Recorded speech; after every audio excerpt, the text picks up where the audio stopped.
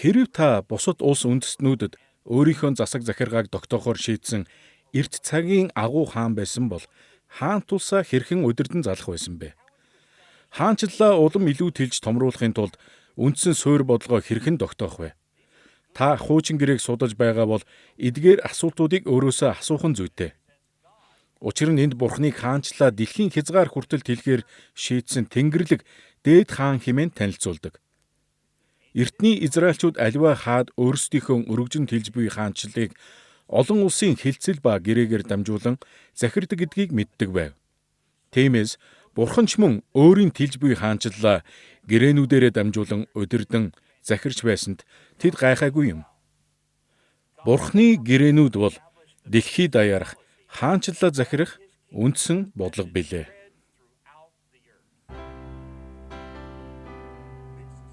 Энэ бол хуучин гэрээний хаанчлал, гэрээ ба канон цувралын маань 3 дахь хичээл. Бид үүнийг Тэнгэрлэг гэрээнүүд гэж нэрлэсэн. Энэхүү хичээлээрээ бид Бурхан өөрийнхөө хаанчлалаа дэлхий даяар цааш ахиулахын тулд хэд хэдэн гэрээнүүдээр дамжуулан хэрхэн захирж байсныг судлах болно. Бид хуучин гэрээний номууд нь тухайн үеийн Бурханы ард түмэнд хандан өөр цаг үе, нөхцөл байдалд бичигдсэн болохыг харсан. Гэсэн ч ном бүрийн агуулга нь хуучин гэрээний бичээчдийн нийтлэг итгэл үнэмшил тулгуурсан байдаг. Тэд бүгд Бурханы түүхэн дэх агуу зорилго бол тэрээр хаанчлалаа Тэнгэрээс энэ дэлхийн хязгаар хүртэл тэлэх явдал гэдэгт бат итгэдэг байв. Мөн Бурхан өөрийн хаанчлалыг өргөжүүлэх үйлсийг өөр цаг үед хэд хэдэн үндсэн гэрээгээр дамжуулан удирдсан гэдэгт тэд итгэсэн юм. Хуучин гэрээний эдгээр бичээчид үнэндээ өөр нөхцөл байдалд ч гэрээнийх нь бодлогыг хэрэгжүүлэх замаар Бурханы хаанчлалыг урагшлуулахын тулд бичжээ. Ийм учраас Бурханы гэрээнүүдийг ойлгох нь хуучин гэрээний хэсэг бүрийн ач холбогдлыг ухаарахад нэн чухал үүрэгтэй байдаг юм. Хуучин гэрээн дэх Тэнгэрлэг гэрээнүүдийн талаарх бидний судалгаа 4 үндсэн хэсэгт хуваагдана. 1-р, Бурханы хаанчлал болон түүний гэрээнүүдийн хоорондох чухал уялдаа холбоог нэгтлэнэ. 2-р, хуучин гэрээн дэх Бурханы гэрээнүүдийн түүхийн талаар авч үзнэ. 3-р, эдгээр гэрээн дэх динамик талуудыг судлах болно. 4-р, бид Бурханы гэрээний хүмүүсийн тухай харах болно. Ингээд эхлээд Бурханы хаанчлал ба түүний гэрээнүүдийн хоорондын уялдаа холбоог хамтдаа харцгаая. Израилийн итгэл үнэмшилд гэрээний тухай ойлголт нэн чухал байсныг хуучин гэрээг судалдаг хүн бүр мэддэг. Энэхүү гэрээ гэж орчуулагддаг Берит гэдэг еврей үг нь хуучин гэрээнд 280 гаруй удаа гардаг. Гэрээ гэдэг ойлголт нь ихэвчлэн бусад нэр томьёотой холбоотой байдаг. Хуучин гэрээн дэх гэрээнүүдийн эзлэх байр суурийг үгүйсгэх аргагүй юм. Харамсалтай нь олон хүн бичвэрлэх Бурханы гэрээний үндсэн шин чанарыг буруу ойлгодог. Тэд Бурханы гэрээнүүд нь түүний Тэнгэрлэг хаан засаглал болон газар дээрх хаанчлалынх нь өсөлттэй салшгүй холбоотой гэдгийг олж харддаггүй. Тэгвэл Тэнгэрлэг гэрээнүүд нь Бурханы хаанчлалтай хэрхэн холбогддог вэ? Хуучин гэрээний эдгээр 2 чухал сургаалын хоорондын уялдаа холбоо нь юу байна вэ? Бурханы хаанчлалын зорилго ба гэрээнүүдийн хоорондын уялдаа холбоог судлахын тулд бид үүнийг 2 чиглэлд авч үзнэ. 1-р, эдгээр уялдаа холбоог ойлгоход туслах түүхэн үнэт мэдээлэл бүхий сүүлийн үеийн археологийн олдвруудтай танилцсан. 2-р, эдгээр олдврууд нь Тэнгэрлэг гэрээнүүдийн талаарх Библийн ойлголтыг олж харахад ямар ач холбогдолтой болохыг авч үзнэ. Ингээд хамтдаа уг сэдвийг бидэнд илүү тодорхой болгож өгдөг сүүлийн үеийн археологийн олдвруудаас эхэлцгээе. Христийн дагалдагчид бид хуучин гэрээний бичвэрүүд нь ариун сүнсний онгодоор бичигдсэн бөгөөд бүх газарт бүх хил цаг үед хандсан Бурханы үг гэдгийг ойлгох нь зүйтэй. Юуны түрүүнд эдгээр бичвэрүүд нь эртний Израильчуудад хандан ариун сүнсний онгодоор бичигдсэн гэдгийг бид үргэлж санах хэрэгтэй. Эртний Израильчуудын соёл ахуйн онцлог нь тухайн цаг үед Бурханы илчиллийг ойлгон хүлээн авах үндэс болсон байдаг. Өнгөрсөн зууны 2 дугаар хагаст хийгдсэн археологийн хэд хэдэн олдврууд нь Бурханы гэрээнүүд ба түүний хаанчлал хоорондын уялдаа холбоог итгэмжит Израильчууд хэрхэн ойлгож байсныг харахад бидэнд тусалдаг.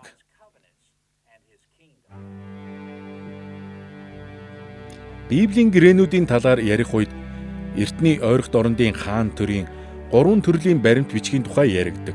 1-р хааны харилцсан тэгш ирэх бүхий гэрээнүүд. Энэ нь харилцсан ирэх тэгш байр суурьтай хаад өөр хоорондоо харилцах нөхцлүүдийг хилэлцэн тохиролцсон гэрээг хэлдэг. 2-дугаарт хааны буцалтгүй тусламж буюу эртний хаад үнэнч зарц нартаа газар нутаг онцгой эрхийг албан ёсоор олгосон тухай өгүүлсэн бичиг баримт. 3-дугаарт сюзерен вассал буюу эзэн хаан ба Харьяат хааны хилэлцээр болон тэдгээртэй холбоотой бусад баримт бичгүүд. Энэ нь хаан хүн Харьяат хаан ба улстайгаа хийдэг олон улсын гэрээ хэлцээр юм. Чухамдаа бид хааны харилцан тэгш ирэх бүхий гэрээнээс Библиэд тэнгэрлэг гэрээнүүдийн талаарх цөөн хідэн ойлголтыг олж харж болдог. Мэдээж хэрэг хуучин гэрээ нь гэрээний нөхцлөө харилцан тохиролцсон тэгш ирэх бүхий хүмүүсийн тухай өгүүлдэг. Харин тэнгэрлэг гэрээнүүдийн тухайд бол Бурхан хүн төрлөختөнтэй хизээж харилцан тохиролцоогүй харагдаг. Учир нь ямар ч хүн түүнтэй эн тэнцэхгүй шүү дээ. Ямар ч нөхцөл тэрээр гэрээнийхээ бүх нөхцлийг бүрэн эрхт байдлаараа зааж өгсөн байдаг. Үүнээс гадна Библийн судлаачид Библиэд Бурханы гэрээнүүд болон хааны буцалтгүй тусламжийн хооронд зарим нэг чухал ижил төстэй зүйлс байдгийг онцлон тэмдэглэсэн байдаг. Тэд ялангуяа амлагдсан газар бүхий Израилийн өв хийгээд Бурхан Давидын гэрийг Израилийн хаан тугсаагаар сонгосон зэргийн уялдаа холбоог онцлон тэмдэглэдэг. Гэвч бид эдгээр ижил төстэй байдлыг ихэвчлэн буруугаар ойлгох гээд байдаг талаар дараа нь авч үзэх болно. Тэгвэл эртний хаадын ихэнх баримт бичгүүд дундаас Библиэд гарч буй тэнгэрлэг гэрээнүүдийн талаарх ойлголтыг хамгийн ихээр өгдөг баримт бичиг бол сюзерен вассал буюу эзэн хаан ба Харьяат хааны хилэлцээр юм. Эдгээр эртний баримт бичгүүд нь Библийн зохиогчид Бурханы хаанчлал болон түүний гэрээ хоорондын хамаарлыг хэрхэн ойлгож байсныг олж харахад чухал ач холбогдолтой байдаг. Хуучин гэрээний үед Египтийн фараонууд, Хитчүүд, Бабилончууд, Ассирчүүдийн хаад тэр байтугай Израилийн хаад нь сул дорой хаант улсуудыг эзлэн авах эсвэл нэгтгэх замаар нутаг дэвсгэрээ өргөжүүлэн тэлдэг байв. Ингэхдээ тэд хаант улсынхаа өргөжин тэлэх суурь бодлогыг гэрээ хэлэлцээрүүдээр дамжуулан тогтоодог байжээ. Археологчид олон улсын хэд хэдэн гэрээг олж илрүүлсэн бөгөөд тэдгэрийг ийхүү сюзерен вассал буюу эзэн хаан ба Харьяат хааны хилэлцээр гэж нэрлэжээ. Одоо та сюзерен болон вассал гэсэн нэр томьёонд бүү төөрөлдөөрэй. Сюзерен гэдэг нь ердөө л эзэн хаан эсвэл агуу хаан гэсэн утгатай. Харин вассал гэсэн нэр томьёо нь албат буюу энэ тохиолдолд агуу хааны албат гэсэн утгатай байна. Сюзерен вассалын энэхүү гэрээнүүд нь агуу хаад болох сюзерен мөн Харьяат хаад болох вассалууд болон үндэстнүүдийн хоорондын харилцааг захиран зохицуулах үндсэн бодлогыг тогтоодог. Тэгэхээр сюзерен вассалын гэрээ гэдэг нь эзэн хаан ба Харьяат хаан тэдгээр үндэстнүүдийн хооронд байгуулдаг олон улсын гэрээ хэлэлцээр юм. Эртний ойрогт орондын нөхцөл байдал нь гэрээний үзэл баримтлалд ихээхэн үндэслэсэн байв. Тиймээс бидэнд сюзерен гэдэг хаан буюу захирагч хүмүүс өөрийн вассал болох Харьяат албат хүмүүстэйгээ байгуулдаг эртний гэрээ хэлэлцээрүүд бий. Тэгээд сюзерен буюу захирагч хаан нь гэрээний харилцах нөхцөлийг тодорхойлдог байжээ. Тэрээр бие чамд хамгаалалт, хөгжил дэвшил, хувийн байр суурийг санал болгоё. Харин чи хариуд нь үр тарианыхаа тодорхой хэсгийг хуваалцаж бусад хааттай эвсэлгүй надад үнэнч бай гэх нөхцөлийг тавина. Нэг талаас энэ нь харилцан эрх тэгш нөхцөлтэй гэж харагддаг. Хэрв бид ийм төрлийн гэрээ хэлэлцээр дэх хаан төрийн харилцаа болон гэрээний мөн чанарыг авч үзэх юм бол энэхүү сюзерен гэрээний хэсгүүтэй тун ойр нийцэх олон зүйлсийг хуучин гэрээнээс олж харж болдог. Сюзерен вассал буюу эзэн хаан ба Харьяат хааны хэлэлцээрүүд нь ихэвчлэн 7 үндсэн хэсгээс бүрддэг. Эдгээр нь агуу хааныг тодорхойлсон оршил үгсээр эхэлдэг. Энэхүү оршил үгсийн араас эзэн хааны Харьяат хаандаа үзүүлсэн сайн үйлсийн тухай өгүүлсэн түүхэн хүүрнэл байдаг. Дараа нь үүнд мөн албатууд нь эзэн хаандаа дуулууртай байх шаардлага бүхий тодорхой хууль заалт нөхцлүүд бий. Тэдгээр хууль зааврын дагуу жил бүр үүнийг олон нийтэд зарлан уншиж гэрээний өөрчлөлт шинжилэлтийг сонирдуулдаг байв. Ингэхдээ тэд Тэнгэрлэг Бурхныг гэрчээр дуудаж гэрээний бүх нөхцөлийг харилцан тохиролцсон болохыг баталгаажуулдаг байжээ. Үүний дараагаар энд мөн дуулууртай байдлын ерөөл, дуулуургүй байдлын хараалыг багтаасан байгааж ингээд эцэст нь эдгээр гэрээн тэдгээр улс хоорондын харилцааг албан ёсны болгох ёслолын дахлын зоогийн тайлбар заавраар төгсдөг. Эдгээр 7 хэсэг ба хуучин гэрээн дэх бүхий л Тэнгэрлэг гэрээнүүдийн хооронд ижил төстэй чухал зүйлс бий.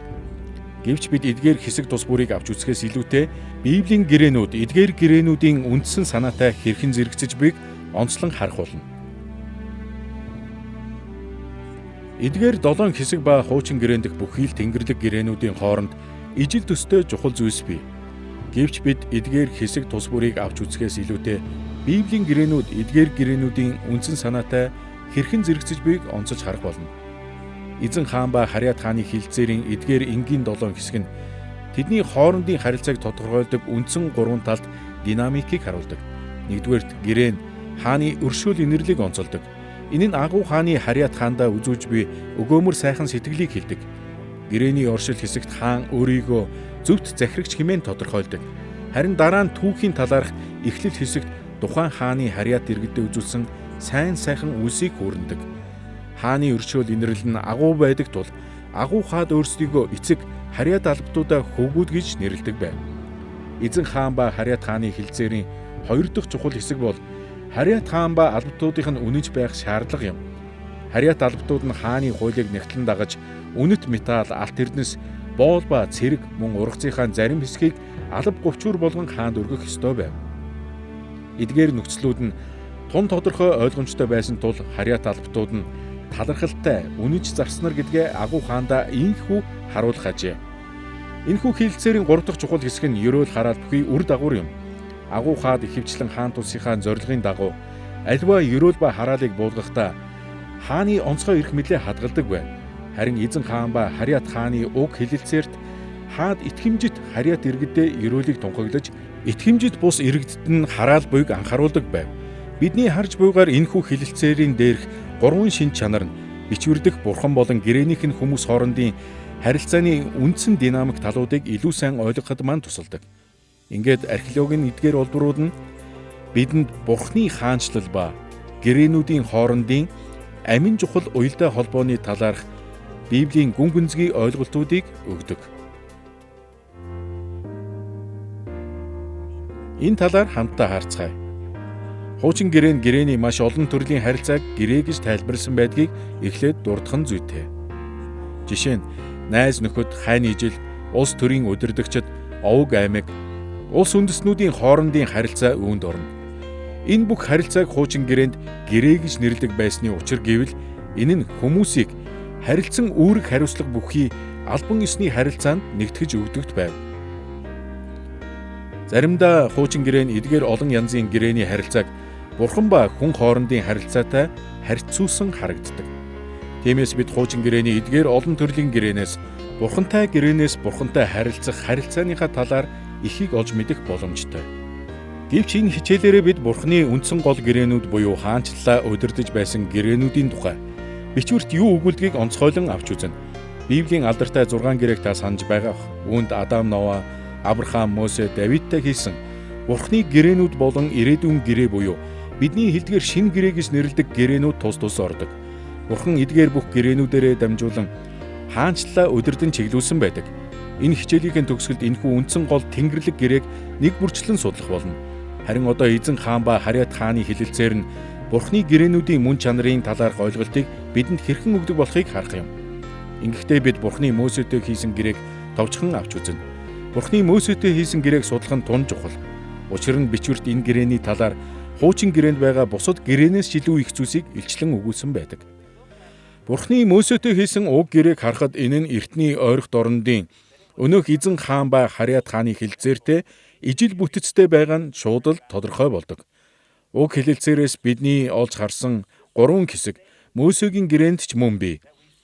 Энэ адил төстэй байдал нь үндсэндээ Израилийн агуу хаан болох Бурхан өөрийн хаанчлалаа удирдах гэрээгээ байгуулсан гэдгийг ойлгоход бидэнд тусалдаг.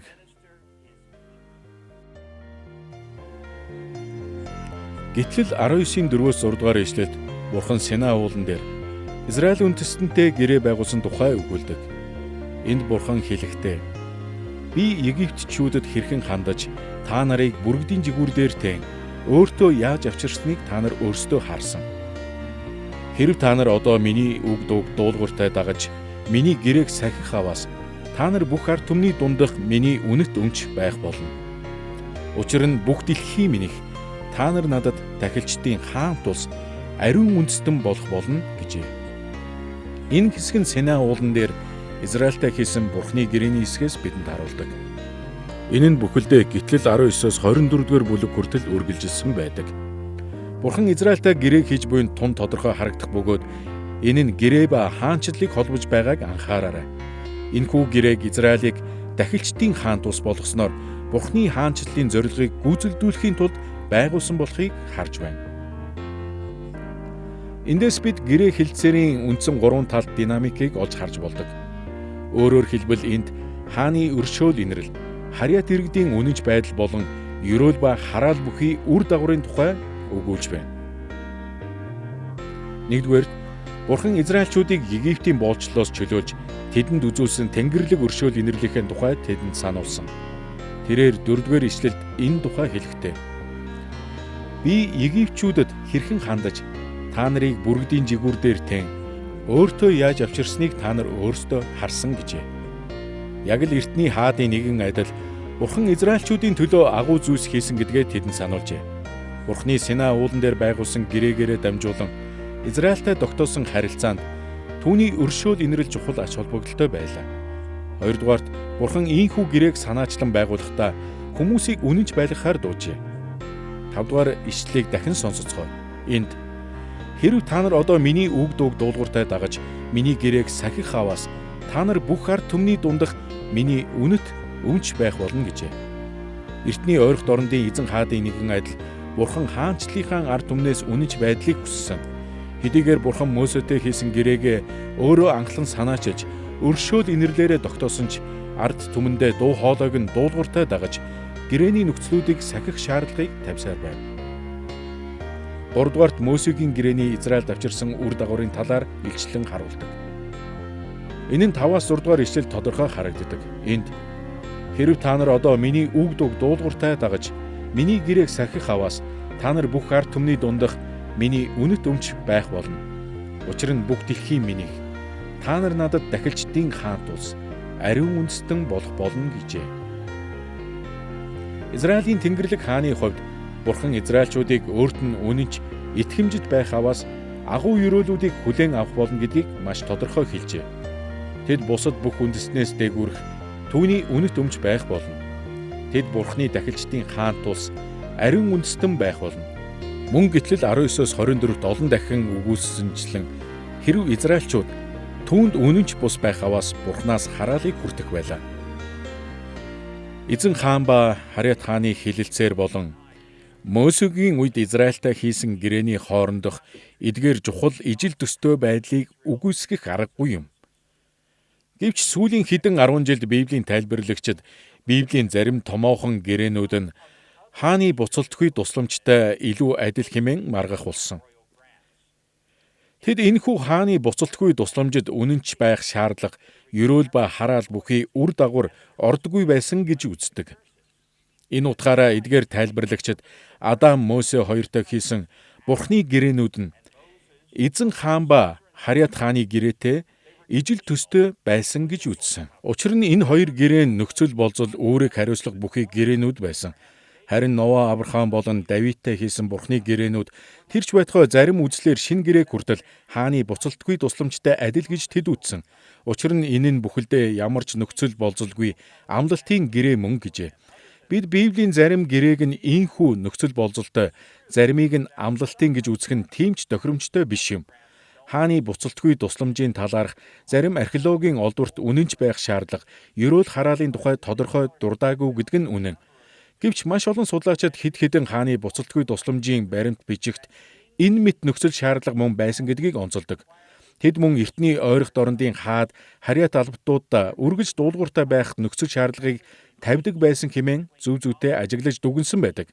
Тэнгэрлэг гэрээ бүрэн хаан болох Бурхан хийгээд харьяат иргэд болох түүний ард түмний хоорондын харилцаа холбоог тогтоож өгсөн байдаг. Тиймээс Бурханы гэрээнүүтэй холбоотой Библийн бүхий л хэсгүүд нь Тэнгэрлэг өршөөл инрэл, хүмүүний үнэнч байдал ба ерөөл хараал бүхий үр дагаврыг шууд болон хүлээсэн байдлаар илэрхийлсэн байдаг. Заримдаа Библийн судлаачид зарим гэрээг нь амлалтын, заримыг нь нөхцөл болзолтой гэрээ гэж үздэг л дээ. Тухайлбал Авраамд газар нутаг өгнө хэмээсэн нь амлалтын гэрээ. Харин Синай ууланд өгсөн хууль нь нөхцөл болзолтой гэрээ гэдэг. Гэвч үнэндээ Библи болон эртний ойрох дорндын гэрээнүүдийг харвал бүгд л хоёр талт гэрээ байдаг. Хэдий амлалт өгөгдөж байгаа ч энэ нь харилцаагаа цаашид харж хандан хадгалан хамгаалах гэсэн хүлээлт хариуцлагч хамт өгөгдөг гэж хэлж болно. Үүнийг бид Бурхан Авраамд газар өгнө гэсэн гэрээнээс ч харж болно. Ийхүү амлсныхаа дараахан буюу 17-18 дугаар бүлэгт чи миний өмнө алхаж хүүхдүүдээ миний замыг заах болно. Чи зөвхт байдал ба үнэн шударга байдал дотор алхах болно гэсэн хүлээлт хариуцлага буйг харж болдог. Иймээс Бурхан гэрээгээрээ агуу билгүүдийг өгдөгч агуу хаан болох өөрийг нь тэд хайрлаж үнэнч байж хүндлэн мөргөөсөө хэмээн хүсэн хүлээдэг гэсэн үг юм. Бид Бурханы хаанчлал болон түүний гэрээ хоорондын үндсэн уялдаа холбоог танилцууллаа. Одоо энэ хичээлийн 2 дахь сэдэв болох хуучин гэрээн дэх гэрээнүүдийн түүхийн тухай авч үзцгээе. Хуучин гэрээн Христийн биежилтээс өмнө Бурханы хаанчлал энэ дэлхий дээр хэрхэн өсөж хөгжсөөр ирсэн талаарх түүхэн баримтуудыг бидэнд өгдөг. Эхлээд Адам, Ноа, Авраам, Мосе, Давидын үед, дараа нь мөн шинэ гэрээний үед Бурхан хилэлцээр байгуулахын тулд түүхэнд илтэд оролцсон болохыг бичвэр бидэнд илчлэн харуулдаг. Идүүгээ бүх гэрээнүүд нь Бурханы хаанчлалын тэлэлтийг удирдан зохион байгуулахад чиглэгдсэн байдаг. Гэхдээ гэрээ тус бүр түүхийн өөр цаг үед Бурханы хаанчлал тохирсон бодлогыг онцолсон байдаг юм. Хуучин гэрээн дэх Тэнгэрлэг гэрээнүүдийн түүхийг тайлбарлах олон арга зам бий. Гэхдээ бид Бурханы гэрээг 3 бүлэгт хуваан үзэх болно. 1-р Бурханы анхны ертөнцийн дахны гэрээнүүд, 2-р Израильтай хийсэн үндэстний гэрээнүүд, 3-р шинэ гэрээ буюу хуучин гэрээний иш үзүүлэгчдийн урдаас зөгнсөн гэрээ. Энэ нь түүхийн оргил үед гүйцэлдэг учиртай. Эхлээд ертөнцийн дахны гэрээнүүдэд анхаарлаа хандуулцгаая. Адам ба Ноатай байгуулсан гэрээ болох ертөнцийн дахны гэрээний тухай ярих үед бид үүнийг Бурхан Израилийг сонгохоос ч өмнө өн эртний түүхийн цаг үед бүх хүн төрлөختөнтэй хийсэн гэрээ гэж ойлгодог.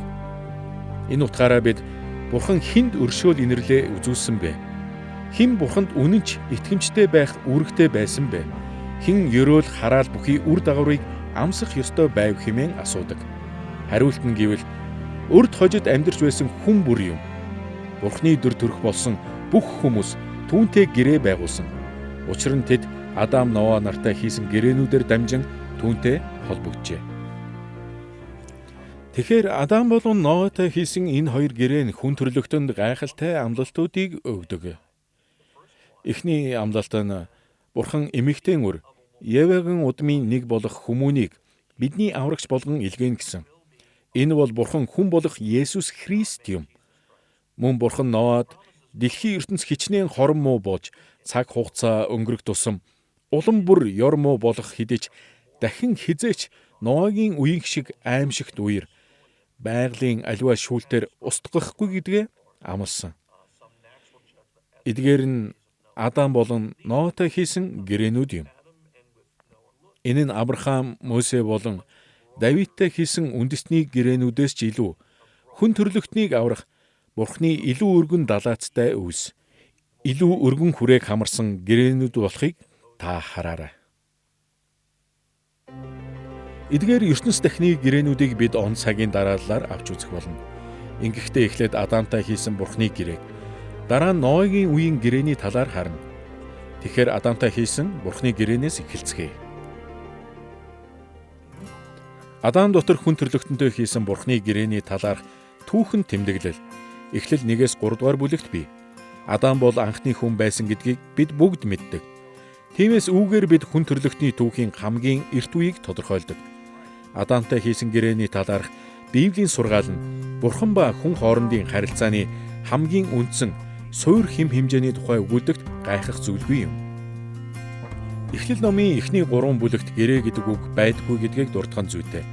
Үүний улмаас зарим Христ итгэгчид Бурхан Адамтай албан ёсны гэрээ байгуулсан гэдэгтээ санал нийлдэггүй. Гэсэн ч Бурхан хүн төрлөختний төлөөлөгч болох Адамтай анхны гэрээгээ хийсэн гэдгийг 3 баримт бидэнд баттай нотолж өгдөг. Нэгдүгээрт Тэнгэрлэг гэрээний үндсэн динамик талууд болох өршөөл инрэл, хүмүүний үнэнч байдал, ерөөл ба хараал бүхий үр дагавар нь Эхлэл 1-3 дугаар бүлгийн туршид гардаг. Энэ талаар бид хичээлийн төгсгөлд үзэх болно.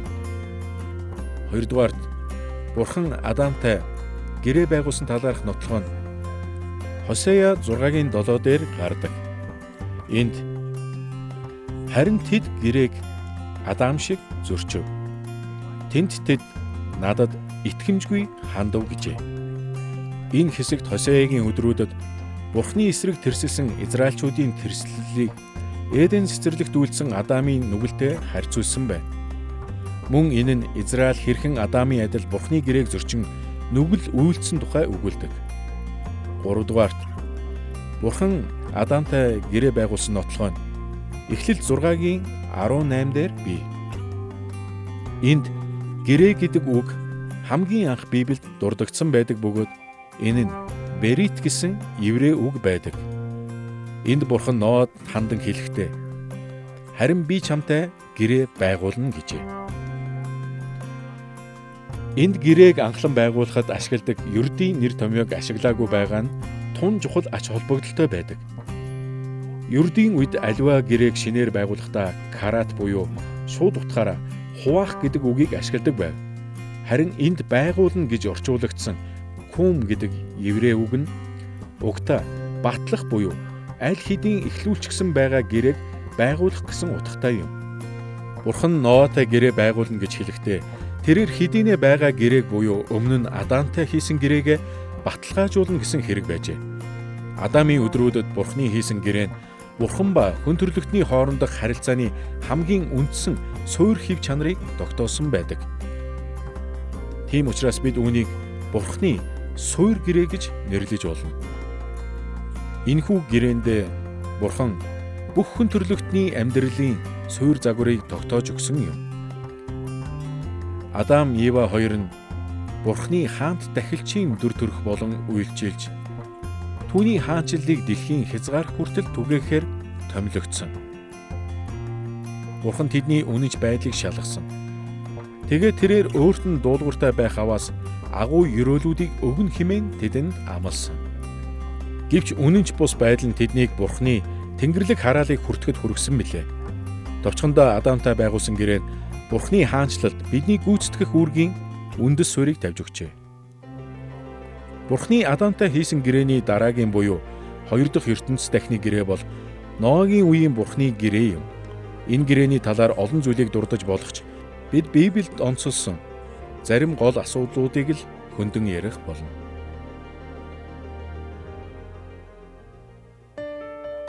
Ноатай хийсэн Бурханы гэрээ нь Бурханы хаанчлалын өн эрт цаг үед байгуулагдсан. Энэ нь бүх хүн төрлөختний өмнө тулгардаг хамгийн үндсэн асуудлуудын талаар авч үзсэн байдаг. Ноагийн гэрээний талаар анх үерийн өмнө буюу Эхлэл 6 дугаар бүлэгт, дараа нь үерийн дараа буюу 9 дугаар бүлэгт дахин дурдсан байдаг.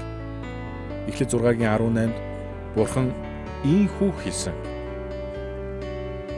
Харин би чамтай гэрээг байгуулна. Чи хөвгүүд эхнэр Бирүүтэйгээ хамт тэр хөвгч онгоцонд орох болно гэжээ. Хэрэв Ноа хөвгч онгоц барьж түүндээ амьтдыг оруулах аваас Бурхан Ноа болон түүний гэр бүлийг аврах болно хэмээн үерийн өмнө өөрийн гэрээгээр амласан байна. Үерийн дараа Эхлэл 9-11-д бид Ноатай хийсэн Бурханы гэрээ шинжлэгдсэн болохыг хардаг. Энд Бурхан Ноад хандан хэлэхдээ би өөрийнхөө гэрээг та нартай болон та нараас хойших үр удамтай чин байгуулна. Бас та нартай хамт байсан бүх араатан амьтантай байгуулна. Би махбодтой бүхнийг дахин хизээч үерийн усанд устгахгүй гэжээ. Бурхны гэрээ Ноа ба түүний үр удам мөн хөвгч онгоцонд байсан бүх амьд амьтадтай тийм ч амархан хийгчгээгүй болохыг харж байна. Бурхан бие махбодтой бүхнийг дахин хизээч үерийн усанд устгахгүй хэмээн баталжээ. Агуу их үер бүхий Бурхны шүүлтийг авчирсан хүн төрлөختний тэрслэлийн дараа Бурхан Ноатай гэрээгээ байгуулсан байдаг. Гэвч үерийн дараа Бурхны Ноатай байгуулсан гэрээ нь бүтээлдэх тогтвортой байдлыг баталгаажуулсан байдаг. Ийм учраас бид үүнийг Бурхны тогтвортой байдлын гэрээ гэж нэрлэж болно. Ноа болон түүний гэр бүлийнхнийг хөвгч онгоцноос гарах үед Бурхан хүн төрлөختний гим нүгэлд автомтгай байдлыг хүлээн зөвшөөрсөн байдаг. Тэгээд тэрээр гэрээгээрээ дамжуулан урт хугацааны стратегийг тогтоожээ. Тийхүү нүгэлт хүмүүс түүний хаанчлалын зорилгыг гүйцэлдэх боломжтой болох байлаа. Энэ тухай Эхлэл 8:21-с 22 дээр үгүйсэн нь бий. Энд "Тэгэхэд эзэн би хүн төрлөختнөөс болж газрыг дахин хизээч харахгүй. Учир нь хүмүүний зүрхний санаархал бүр багасаа л ёрын муу байдаг. Би хамаг амьтныг урдих шигэ дахин хизээч устгахгүй. Газар дэлхий байсан цагт тариа тарих ба ургац хураах, хүйтэн ба халуун, зун ба өвөл, өдөр ба шөнө тасралтгүй үргэлжлэх болно" гэжээ. Хаанчлалаа үргэлжүүлэн тэлхийн тулд Бурхан байгаль дэлхийг тогтвортой байлгах болно хэмээн амлажээ. Учир нь ийхүү нүгэлт хүн төрлөختөн түүнд үйлчлэх үйлчлэлээ гүйцэлдүүлэх боломжтой болох юм. Энэхүү ертөнц дахны гэрээ нь Адамтай хийсэн гэрээний адил хаанчлалын үндсэн болгоодыг тогтоосон бөгөөд энэ нь бүх газар, бүх хүмүүст хамаатай хэвээр байдаг. Бид Бурхны үндсэн гол гэрээнүүдийн түүх нь Адам, Ноа хоёртой хийсэн ертөнц дахны гэрээнүүдээр эхэлсэн болохыг үзлээ. Одоо харин бид үндэсний гэрээнүүдийн талаар судлах болно. Эдгээр гэрээнүүд бол хуучин гэрээний израильчуудыг өөрийн хаанчлалын зорилгын дунд шат руу хөтлөн дагуулгахдаа хийсэн Бурхны гэрээ юм. Бид эхлээд Авраамтай хийсэн гэрээ, дараа нь Израильтай байгуулсан Мосегийн гэрээ, хамгийн сүүлд нь Давидын гэрээгээд үндэсний гэрээнүүдийг он цагийн дараалал авч үзэх болно. Авраамтай хийсэн Бурхны гэрээнээс эхэлцгээе.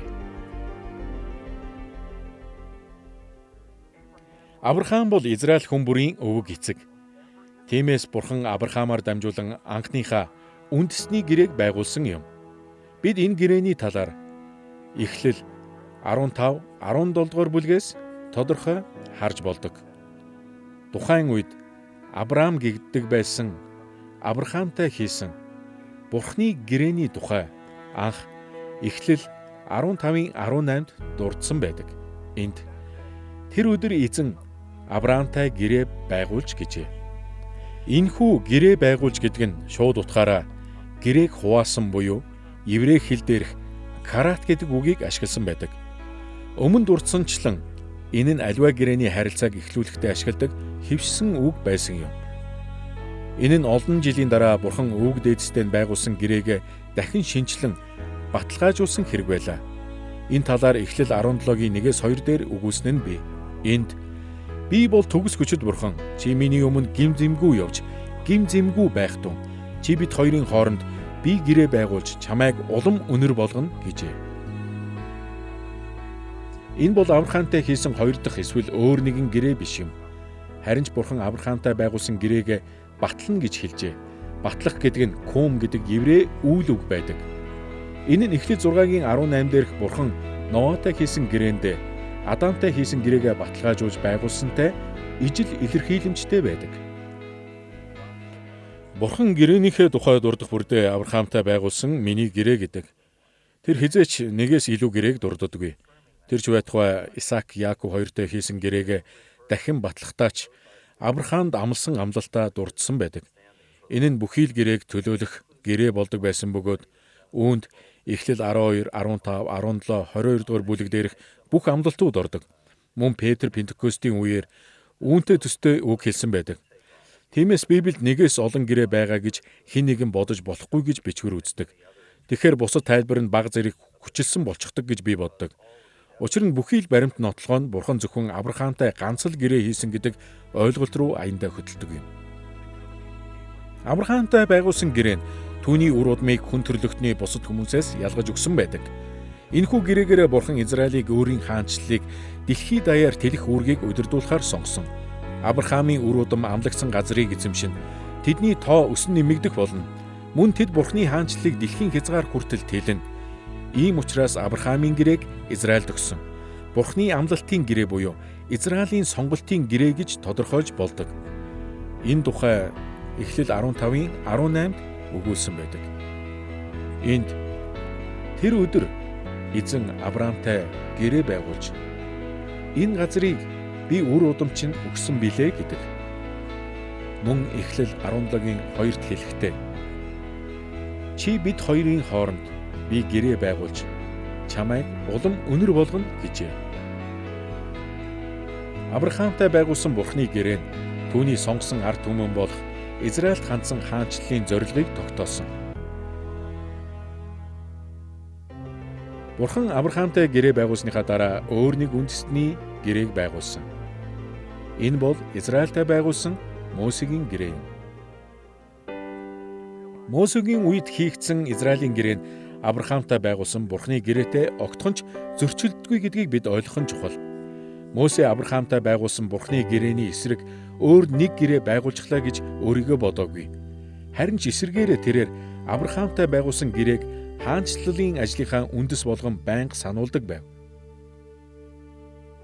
Мосе Израиль үндэсний төлөө Бурханаас гуйхдаа юу гэснийг хамтдаа харцгаая. Тэрээр Гитлэл 32-ын 13 дээр хэлэхдээ Авраам, Исаак, Израиль хэмээх зарцнараа санаач. Та тэдэнд өөрийгөө тангаргалан би үр удмыг чинь Тэнгэрийн от шиг олшруулж амлсан бүх газараа үр удамчинд өгч тэд үүнийг үрд өвлөх болно гэжээ.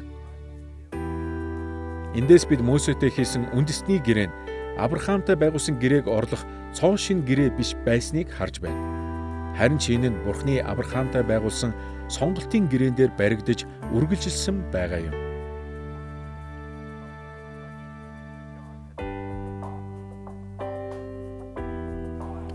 Бид Бурхан Мосегийн үед Израильтай гэрээ байгуулсан тухай Гитлэл 19-с 24-р бүлгээс олж харсан. Бид мөн энэхүү гэрээг Египтээс гарч явсан ард түмний 2 дахь үеийнхэнтэй дахин шинчлэн байгуулсан болохыг Дэд хууль номоос харж болдог. Бурхан Израилийн 12 овгийг Синай уулын бэлд цуглуулгахдаа тэднийг агуу үндэстэн улс төрийн хувьд нэгдмэл ард түмэн болгон байгуулсан юм. Мэдээжийн хэрэг Мосегийн цаг үеэс өмнө Бурхны ард түмэнд зориулсан дүрм заавар хуйлууд гэж байсан. Гэхдээ шинээр бүрэлдэж буй үндэстэн адил Израилийн нэн чухал хэрэгцээ бол тэднийг удирдах хуулийн тогтолцоо, бүрэн цогц дүрм заавар байлаа. Иймээс Мосетэй байгуулсан гэрээг Бурхны хуулийн гэрээ гэж нэрлэх нь зүйтэй.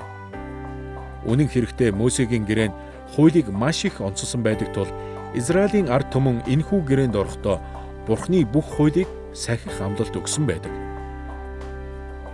Энэ тухай Гитлэл 19-ийн 7-8 дээр өгүүлдэг.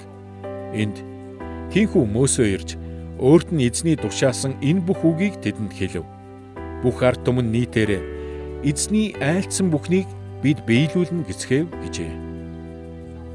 Тиймээс Израиль үндэстэнтэй байгуулсан 2 дахь гэрээ нь Мосетэй хийсэн гэрээ гэдгийг буюу тухайн цаг үед энэ үндэстэнд зайлшгүй хэрэгтэй байсан Бурхны хуулийг онцолсон гэрээ байсныг бид харж байна.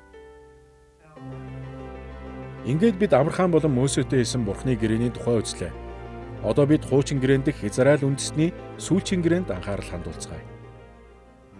Израиль бүрэн эрхт хаан тус болох үед Бурхан Давид хаантай гэрээ байгуулсан байдаг. Давидтай байгуулсан Бурхны энэхүү гэрээ нь Синай уулан дээр байгуулсан Бурхны гэрээтэй ч мөн зөрчилддөггүй. Харин ч Мосетэй байгуулсан гэрээн дээр тулгуурлан үргэлжлүүлсэн байдаг.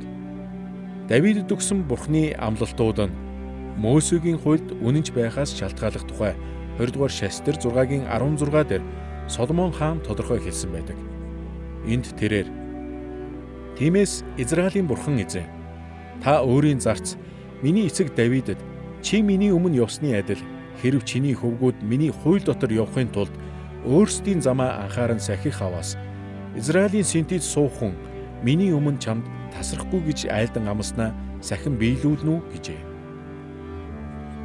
Давидтай байгуулсан Бурхны энэхүү гэрээ нь Давидын хаант угсаанд төвлөрсөн харагдаж байгаа ч Давидын гэр Бурхны хууль буюу Мосегийн хууль дотор алхах ёстой байлаа.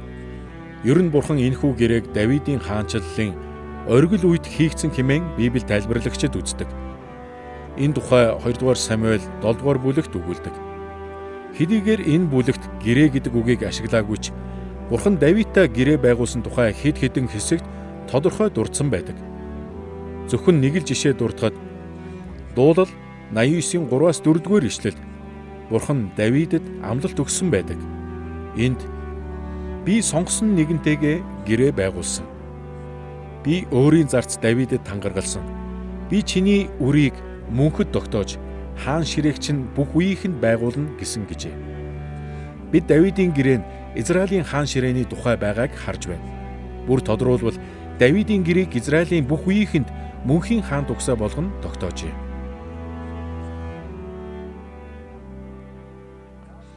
2 дугаар Самуэль 7 дугаар бүлэгт гарч буй Давидэд өгсөн Бурхны амлалт нь золилтын түүхэн ач холбогдолтой байдаг. Энэ бол аврал золилтын түүхийн талаарх ойлголтыг ерөнхийд нь өгдөг үндсэн гол бүлэг юм. Энэ бүлгээс бид Давидын гэрээ гэгддэг гэрээг харж болно.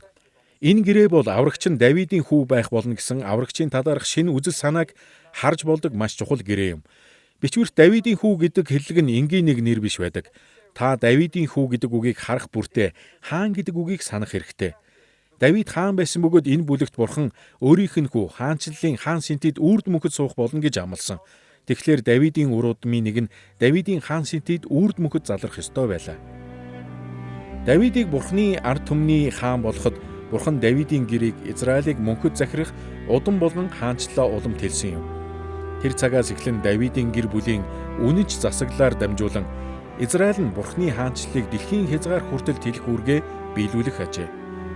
Ийм учраас бид Давидын гэрээг Бурханы хаанчлалын гэрээ гэж нэрлэж болно.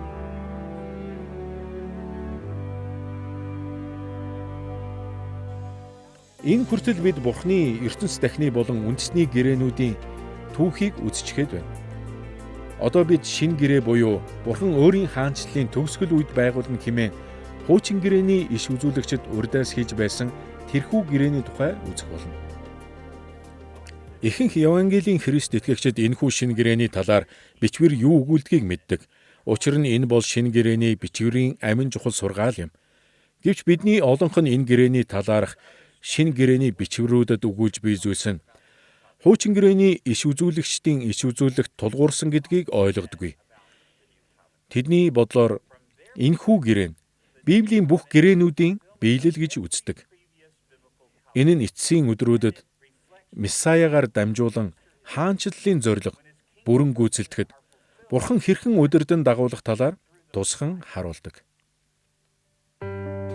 Хэд хэдэн иш үзүүлэгчид цөлөг дуусны дараа Израилийн болон Юдагийн гэрийн үнэнч үлдгэсэттэй Бурхан гэрээгээ байгуулна хэмээн зөгнсөн байдаг. Мөн тэр үед Бурханы хаанчлал Месаягаар дамжин дэлхийн хязгаар хүртэл тархах болно гэжээ. Энэхүү шинэ гэрээний талаар Ирмая 31:31-д өгүүлсэн байдаг. Энд эзэн тунхаглаж байна. Харах тун Израилийн гэр болон Юдагийн гэртээ би шинэ гэрээ байгуулах өдрүүд ирж байна гэжээ. Изекэл 37:26 болон өөр хэд хэдэн газарт иш үзүүлэгч Изекэл мөнхийн инх тайвны гэрээ хэмээн үүнтэй нэг ижил гэрээний тухай дурдсан байдаг. Энд бид тэдэнтэй инх тайвны гэрээ байгуулна. Энэ нь тэдэнтэй тогтоох мөнхийн гэрээ болно. Би тэднийг баярлуулж, олшруулж, ариун газараа тэдний дунд мөнхөд байлгана гэдэг. Мөн 1-р Коринт 11:25 дээр Паул Коринтчуудад эзний зоогийн үеэр Есүсийн хэлсэн үгийг сануулахдаа энэхүү мөнхийн инх тайвны шинэ гэрээ нь Христ дотор биелсэн гэж хэлсэн болохыг бүх Христ итгэгчид мэддэг. Энэ аяг нь миний цусаар тогтоогдох шинэ гэрээ юм. Үүнээс та нар уух болгондоо намайг дурсаж үүнийг үйлдэхсэн байдаг. Бурхан Христ доторх энэхүү шинэ гэрээгээр дамжуулан шинэ гэрээний цаг үед хаанчлалаа удирддаг. Өмнөх гэрээнүүддээ Бурханы хийсэн бүхнийг Христ гүйцэлдүүлсэнтэй адил шинэ гэрээ нь Бурханы хүмүүсийг удирдан захирдаг юм. Ийм учраас үүнийг Бурханы биелэлтийн гэрээ гэж хэлэх нь тохиромжтой. Энэхүү биелэлтийн гэрээ нь Бурхан цөллөгөө дуусгаж хаанчлалаа дэлхийн хязгаар хүртэл түгээх үед ард түмнийг удирдах ёстой гэрээ байв. Шинэ гэрээ бол өөрийн хүмүүсийг өршөөгцөн золигдсон үндэстэн болгон хувьсхан өөрчлөх Бурхны амлалт юм. Ийхүү тэд түүнд ямар ч уналт бүтлгүйтлгүйгээр үйлчлэх бүрэн дүүрэн хүчийг олох ажээ. Уг золилтын талаар Ермая 31-ийн 31-ээс 34-р ишлэл дүрслэн өгүүлсэн нь бий. Энд эзэн тунхаглаж байна. Харахтун Израилийн гэр болон Юдагийн гэртээ би шинэ гэрээ байгуулах өдрүүд ирж байна. Би хуулиа тэдний дотор хийж, би тэдгээрийг зүрхэн дээр нь бичнэ. Би тэдний бурхан, тэд миний ард түмэн болно. Хүн бүр хөршөө, ах дүүдээ эзнийг мэд гэж заахгүй. Учир нь өчүүхнээсээ агуун хүртэл тэд бүгд намайг мэдэх болно гэж эзэн тунхаглаж байна. Учир нь би тэдний хилэнцгийг уужиж, нүглийг нь дахин ис санана гэжээ. Бид Христ Бурхны хаанчлалын эцсийн шатыг 3 үе шатаагаар гүйцэлдүүлдэг болохыг үргэлж санаж байх ёстой. Тэрээр үүнийг дэлхий дээрх өөрийн үйлчлэл, ариун сүнсний асгарал, элч нарын үйлсээрээ дамжуулан эхлүүлсэн. Энэ нь чуулганы түүхийн туршид үргэлжилдэг. Тэгэд Христ алдар дотор иргэн ирэхэд бүрэн төгс болох юм. Тэр өдрөл Христ доторх шинэ гэрээ нь Бурхны гэрээнүүдийн бүх түүхийн бүрэн биелэл байх болно. Энэ нь Адам, Ноа, Авраам, Мосе, Давидын гэрээний ард буй Бурхны зорилгыг биелүүлэх ажээ. Еврей 8 дугаар бүлэгт шинэ гэрээ байгуулах тухай өгүүлдэг. Энэ нь угтаа цоо шинэ гэрээ биш юм л да. Энэхүү гэрээг хуучин гэрээнд амласан байдаг. Үнэн хэрэгтээ бичээч энд Ермая 31 дээрх шинэ гэрээний талаарх амлалтаас иш татсан юм. Бурхан Синай уулан дээр Израильтай гэрээ байгуулсан боловч нэг л өдөр тэд гэрээг зөрчинө гэдгийг Бурхан хэлсэн байдаг. Тэрээр мөн нэг л өдөр шинэ гэрээг дахин байгуулах бөгөөд үүнд нь чулуун хавтан дээр бичигдсэн хууль байхгүй байх болно хэмээн амласан. Энэ нь бидний зүрх сэтгэлд хууль бичигдсэн байх тухай байлаа. Тийхүү Ермая 31 дэх шинэ гэрээний амлалт биелжихэд байгаа талаар л Еврей номын бичээч яриад байсан юм шүү дээ. Энэхүү биелэлтийн амлалтын улмаас л Бурхны аврал нь одоо зөвхөн Израильчуудад төдийгүй хаасайгүй бүхий л үндэстэнд хүрч байгаа юм. Тиймээс зохиогчийн хэлснээр энэ бол Бурхны зорьсон зүйл, энэ бол амлалтуудын биелэл юм. Бид Бурхны хаанчлал ба гэрээнүүдийн хоорондын уялдаа холбоо болон Бурхан гэрээнүүдийн түүхийн туршид хаанчлалаа хэрхэн тэлсээр байсан тухай авч үзлээ. Харин одоо бид 3 дахь сэдэв болох гэрээнүүдийн динамик талуудыг судалцгаая. Бидний өмнө үздсэнчлэн зарим тайлбарлагчид альва бүх тэнгэрлэг гэрээнүүдэд хааны өршөөл инрэл, хүмүүний үнэнч байдал, ерөөл ба хараал бүхий үр дагавар байдаг гэдгийг үгүйсгэсэн байдаг. Хуучин гэрээн дэх гэрээ тус бүрийн талаарх Библийн хүүрнэлүүд нь өөр өөрийн онцлог шин чанартай байдаг нь үнэн. Бид хуучин гэрээний түүхийн Библийн дүрслэлийг өргөн утгаар нь харуул. Бурхан ард түмэнтэйгээ харилцаж байсан харилцааны динамик талууд нь гэрээ бүр байнгын удирдамжтай байсаар ирснийг харуулдаг.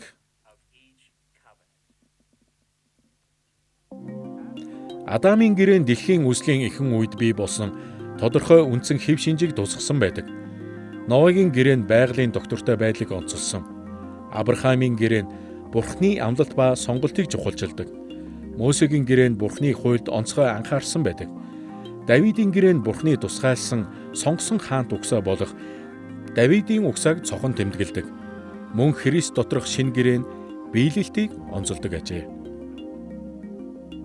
Гэвч эдгээр онцлог байдлууд нь гэрээний талаарх бүхий л ойлголтыг тайлбарлаагүй байдаг. Тэдгээр нь зөвхөн тодорхой зүйлсийг л хөндөгдөг. Гэрээний дагуу амьдрах талаар бүрэн зураглалыг харахын тулд бид Бурхантай хийсэн гэрээнд эдгээр онцлог зүйлсээс гадна илүү олон зүйлс холбоотой байдгийг ойлгох хэрэгтэй. Бурхантай гэрээний харилцаанд байна гэдэгт Бурхны өршөөл инрэл, хүмүүний үнэнч байх шаардлага, ерөөл ба хараал бүхий үр дагавар ордог. Ийхүү хиллээгээд гэрээний динамик талууд нь механикаар ажилдаг хэмээн бодож болохгүй. Яг л Бурхны гэрээний динамик талуудын хэрэгжилт нь үргэлжил урьдчилан хэлэх боломжтой байсан мэтээр үзэхгүй байх нь чухал гэсэн үг юм. Харин Бурхан хувь хүн бүлгүүд болон хүн төрлөختөнтэй бүхэлд нь харилцахдаа хааны бүрэн эрх мэдлээ байн хадгалсаар ирсэн. Тэрээр хаанчлалынхаа агуу зорилгыг биелүүлэх замаар гэрээнүүдийн динамик талуудыг хэрэгжүүлэхдээ хааны энэхүү эрхээ ашигласан. Тэрээр тохиромжтой гэж үзсэн цагтаа өршөөл инэрлээ үзүүлсэн байдаг. Тэрээр хааны мэрэгэн ухааныхаа дагуу үнэж байх тодорхой хэм хэмжээг онцолсон. Тэрээр ерөөл ба хараалыг өөрийн үнэлэмжээр хэмждэг байв.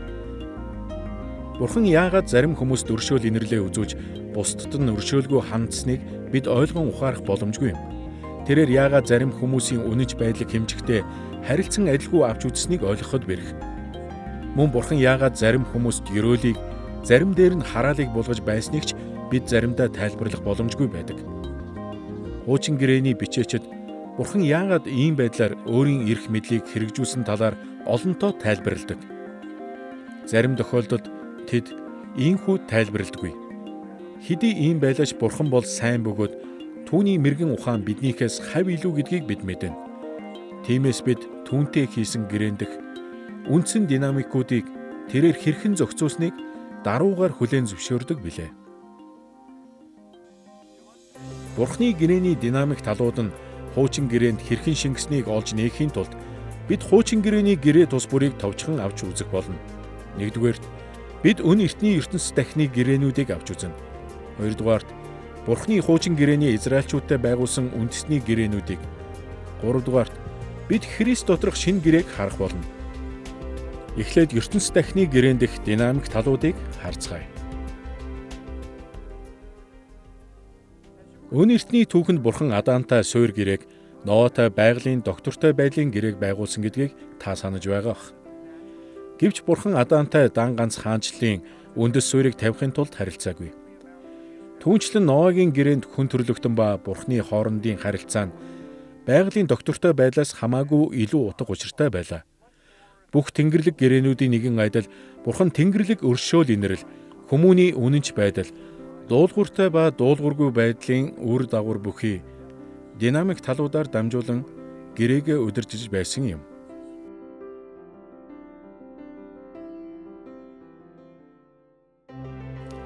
Эдгээр нь ертөнц дахны гэрээнүүдэд хэрхэн үнэн тусгалаа олсон болохыг товчхон харцгаая. Ингэхдээ эхлээд Адамтай, дараа нь Ноатай хийсэн гэрээг авч үзэх болно. Адамаас эхэлцгээе. Юуны өмнө Бурхан анхны эрэгтэй эмэгтэй хүмүүст нүгэл үлдэхээс ч өмнө өршөөл инэрлээ ариун ихээр үзүүлсэн байдаг. Тэрээр хэлбэр дүрсгүй байсан энэ дэлхийг хүн төрлөختөнд зориулж эмх цэгцэд оруулж бэлтгэсэн. Тэгээ тэр гайхамшигтай цэцэрлэг байгуулж Адам Ева хоёрыг тэнд байрлуулв. Өдрөөс өдөрт Бурхан өсөн тилж буй хүн төрлөختний дээр бүхий л төрлийн давуу эрхээ сойрхсон бөгөөд гим нүглийн уналтаас хойш ийхүү үлдсээр байв. Библийн бүх гэрээнүүд нь Бурханы өршөөл инэрлийг хэд хэдэн байдлаар харуулдаг. Үүнийг харж болох энгийн нэг арга бол өөрийнх нь үүрэг хариуцлага биш атал Бурхан өөрийн хүмүүстэй харилцаа тогтоохоор өөрөө шийдсэн явдал юм. Мөн Бурхан ард түмнээ баяр жаргалтай байлгах олон ёроолуудыг тэдэнд өгснөөс түүний Тэнгэрлэг өршөөл инэрл илэрхий харагддаг. Адам Ева хоёрын хувьд анхны гэрээндээ эзэн өөрийн бүтээсэн бүхнээ тэдний мэдэлд өгсөн явдал нь түүний Тэнгэрлэг өршөөл инэрлийг бидэнд харуулдаг. Хоёрдугаарт Адамтай байгуулсан гэрээн хүмүүний үнэнч байдлыг мөн шаарддаг. Бурхан Адам Ева хоёрыг өөрийнх нь дүр төрх болж үйлчлэхийг хүснээс гадна тэдний үнэнч байдлыг сайн мууг мэдэх мэдлэгийн модоор шалгасан байдаг. Энэ тухай Эхлэл 2-ын 16-аас 17 дугаар ишлэлд өгүүлсэн нь бий. Энд чи энэ цэцэрлэгийн альч модны жимсийг дураараа идэж болно. Харин сайн мууг мэдүүлэгч модны жимснээс идэж болохгүй гэжээ. Адам Ева хоёр энэ сорилтыг давж чадалгүй унсан боловч Бурхан тэдэнд болон тэдний үр удамд нь үнэнч байх шаардлага үргэлжлүүлэн тавьсаар байлаа.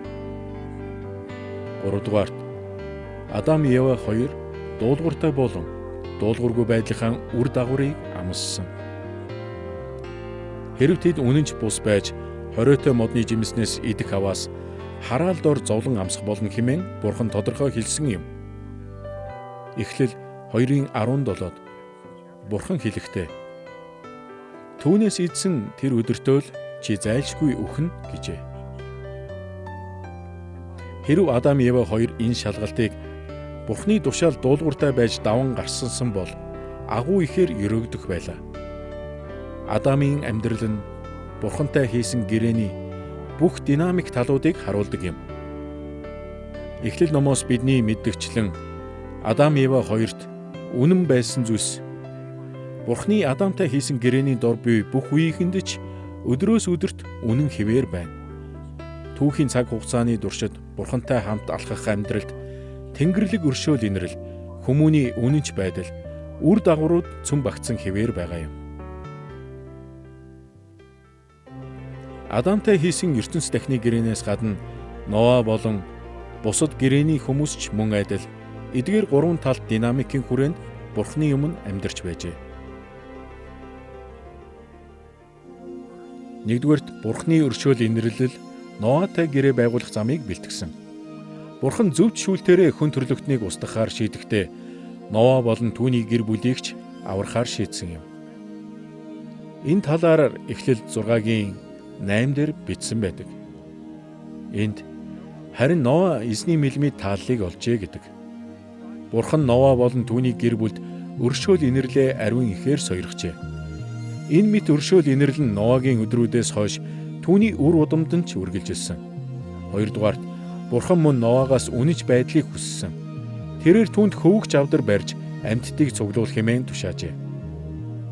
Ноатай байгуулсан гэрээ нь түүнд өгсөн үүрэг хариуцлагатай нэгт холбоотой байгааг бид харж болно. Энэ тухай Эхлэл 6-гийн 18-аас 19-р ишлэлд бий. Энд харин би чамтай гэрээгээ байгуулна. Чи хөвгүүд эхнэр бэрүүттэйгээ хамт тэр хөвгч онгоцонд орох болно. Би махбодтой амьтан бүхнээс эр эмийг нь хосоор нь тэрхүү хөвгч онгоцонд аваачиж оруул гэжээ. Ноа өөрийн гэр бүлийн хамт хөвгч авдарт орж амьтдыг амьд үлдээхийн тулд тэднийг ч мөн авч оруулснараа Тэнгэрлэг хаанда үнэнч байдлаа харуулах үүрэгтэй байлаа. Үерийн дараач гэсэн Эхлэл 9:7-д Бурхан Ноа болон түүний үр удмыг өөрийн дүр төрх болж хүн төрлөختний үүргийг гүйцэтгэх хэмээн дуудсан ажээ. Тэрээр энэ тухайга хэлэхдээ та нар харин өсөн үржиж өнөр олон болтугай. Газар дэлхийг дүүргэж түүн дээр олширтугай. Бурхан Ноа болон түүнээс хойших үеийнхнийг ч өөрт нь үнэнч байх хэмээн дуудсаар байжээ. 3 дугаарт Ноагийн гэрээний үед ч хүмүүний дуулууртай болон дуулуургүй байдлын үр дагавар байсаар байв. Ноа өөрөө Бурханд үнэнч итгэмжтэй байсан. Тиймээс үерийн дараах өргөл дахлыг Бурхан таалан хүлээн авч түүнд доктортой аюулгүй ертөнцийг ерөөл болгон өгөхөө амлав. Энэ талаар Эхлэл 8:20-21-ээс хамтдаа харцгаая. Энд эзэн зориулн Ноа дахлын ширээ босгож бүх цэвэр амьтад бүх цэвэр шувуудаас аваад дахлын ширээн дээр шатаал дахил өргөв. Тэгэхэд эзэн тааламж дүнрийг таашаан сойрхож зүрхэндээ айлдахдаа би хүн төрлөختнөөс болж газрыг дахин хизээж хараахгүй. Учир нь хүмүүний зүрхний санаархал бүр багасаа л ёрын муу байдаг. Би хамаг амьтдыг урдих шигэ дахиж хизээж устгахгүй гэжээ. Гэвч Бурхан мөн үерийн дараач өөрийнх нь эсрэг аливаа тэрслэлийн үр дагаварт аимшигт хараал хിവэр буйг тодорхой болгодог. Жишээ нь Эхлэл 9:6-д Бурхан алуурчдын дээр ирэх хараалын талаар хэлсэн. Энд хүний цусыг хэн урсгана? Түүний цусыг хүн урсгана гэжээ. Эхлэл номд олон янзаар харуулсанчлан гэрээний бүхий л динамик талууд бүхэлдээ Ноагийн гэрээний хүн бүрийн амьдралд ч нөлөөсөөр иржээ. Бурхны гэрээнүүдийн динамик талууд нь дан ганц өн эртний ертөнц дахны гэрээнүүдийн үеийн амьдралыг тодорхойлоо зогсдоггүй. Тэд мөн Бурхны Израильтай хийсэн үндэсний гэрээнүүдийн үед ч Бурхны өмнө амьдрах амьдралыг хэлбэршүүлсэн юм. Авраамийн гэрээ нь Израилийг сонгосон тухай болон амлалтыг онцолдог. Мосегийн гэрээ нь хууль өгөгдсөн болохыг, харин Давидын гэрээ нь түүний мөнхөд үргэлжлэх удам угсааг тус тус онцлон тэмдэглэдэг. Гэвч Авраамийн гэрээний үеийн амьдрал нь Израилийн сонголт ба амлалтаас ч илүү зүйлст хөтлөн дагуулсан байдаг. Мосегийн гэрээний цаг үе нь зүгээр нэг хууль өгөгдсөн гэдгээс хамаагүй илүү ач холбогдолтой. Мөн Давидын гэрээний үед Бурхны өөрийн ард түмэнтэйгээ харилцах харилцаа нь Давидын удам угсаанаас ч илүү чухал байв. Өмнөх гэрээнүүдийн нэгэн адил үндэсний гэрээ тус бүр нь Тэнгэрлэг өршөөл инэрл, хүмүүний үнэнч байдал, ерөөл ба хараал бүхий үр дагавраас бүрддэг. Бид эдгээр үндэсний гэрээг дарааллын дагуу дахин нэг удаа авч үзэх болно. Нэгдүгээрт Авраамтай байгуулсан гэрээ, хоёрдугаарт Мосетэй хийсэн гэрээ, гуравдугаарт Давидтай байгуулсан гэрээ. Ингээд хамтдаа Авраамийн гэрээнээс эхэлцгээе. Юуны түрүүнд Бурхан Авраамд өршөөл инэрлээ ариун ихээр цутхан өгсөн байдаг. Жишээ нь гэхэд Бурхан Авраамыг Канаан руу явах хэмээн дуудснараа өөрийн агуу их хайр тааллаа илтгэн харуулсан юм. Энэ талаар Эхлэл 12-ийн 2-т Бурхан өөрөө ийхүү хэлсэн. Энд чамаас би агуу үндэснийг гаргаж, чамайг бас би ерөөн, чиний алдрыг би агуу болгоно. Чи тэгээд ерөөл болтугай гэжээ. Бурхан Авраамийн амьдралынхын туршид өршөөл нэгүслийг үзүүлжээ. Тэр түүний нүглийг уучилж, зөвд тооцож, зовлон зүдүүрээс хамгаалсан. Тиймээс энэ өршөөл нэгүсэл нь Авраамтай байгуулсан Бурханы гэрээн дор буй түүний бүхий л үр удамдч мөн үнэн хിവэр үргэлжилсэн байдаг. Хоёрдугаарт Бурхан мөн Авраамаас үнэнч байхыг шаардсан. Тухайлбал Бурханы анхлан санаачилсан тэрхүү дуудлагт ч гэсэн Авраам дуулууртай байх шаардлагатай байжээ. Эхлэл 12-ийн 1-р ишлэлдэр Бурхан түүнд ийхүү тушаасан. Энд чи их нутгаас төрлүүдээс мөн эцгийнхээ гэрээс гарч чамд миний харуулах нутаг руу явах тун гэжээ. Бурхан Авраамаас их нутгаа орхиж урд хожид хизээч харж байгаагүй газар руу яв хэмээн айлдсан. Энэ бол гэрээний шаардлага байлаа. Эхлэл 17-гийн 1-ээс 2-т Бурхан Авраамд гэрээгээ батлахдаа үнэнч байх ёстойг сануулсан юм. Энд би бол төгс хүчит Бурхан. Чи миний өмнө явж гим зэмгүй байх тун. Чи бид хоёрын хооронд би гэрээгээ байгуулж чамайг улам өнөр болгоно гэжээ. Уг гэрээний харилцаанд ийхүү үнэнч байх шаардлага тавигддаг гэдгийг олон Христ итгэгчид олж харж чаддаггүй. Бурхан Авраамаас болон гэрээний дор буй бүх үр удмаас нь дуулууртай байхыг дахин шаардсан байдаг. Хэрэв та Авраамийн Бурхантай харилцах харилцааг харвал энэ нь Бурхан бүрэн эрхт байдлаараа анхлан санаачилсан харилцаа байдаг. Эхлэл 15 дугаар бүлэгт Бурхан гэрээний хувьд өөрийн талаас үүрэх гэрээний хараалыг амьтдыг хувахдаа тэдэн дээр буулгаж энэ харилцааг лацадсан. Харин энэ нь Авраам тавигдах нөхцөлийг үгүй болгоогүй юм. Тиймээс Бурханы тушаалуудад дуулууртай байх буюу энгийнээр хэлбэл Бурханы тушаал зааварт итгэмжтэй байж эзэнд итгэх итгэлдээ тууштай байх нь гэрээнүүдийн ёроолыг амсах түлхүүр юм шүү дээ. 3-дугаарт Авраам дуулууртай ба дуулуургүй байдлынхаа үр дагаврыг зайлшгүй амсна гэдгийг Бурхан маш тодорхой хэлсэн. Эхлэл 17-гийн 1-ээс 2-дугаар ишлэлийг дахин нэг удаа сонсоцгоё. 1-р ишлэл Бурхан Авраамд хандан би бол төгс хүчит Бурхан. Чи миний өмнө явж гим зэмгүй байх тун гэжээ. Тэгээд 2-дугаар ишлэлд нь тэрээр чи бид хоёрын хооронд би гэрээгээ байгуулж чамайг улам өнөр болгоно гэсэн байна. Авраамийн үр удам өсөн үржиг нь түүний дуулууртай байдлын ёроолийн үр дүн байх болно гэдгийг Бурхан тодорхой хэлсэн. Үүнчлэн мөн Бурханд үнэнч бус байх нь аимшигт хараалыг авчирна хэмээжээ. Өөр нэг жишээ болгон Эхлэл 17-гийн 10-аас 14-т Бурхан Авраамд юу гэж хэлснийг харцгаая. Энд чи болон чамаас хойших үр удмыг чинь сахих ёстой. Миний гэрээ энэ юм. Та нар тэрхийн арьсаа тануулах тун. Хозлуулаагүй буюу тэрхийн арьсаа тануулаагүй эр хүүстэн нь ард түмнээсээ таслагдах болно. Учир нь тэрээр миний гэрээг зөрчсөн юм гэжээ.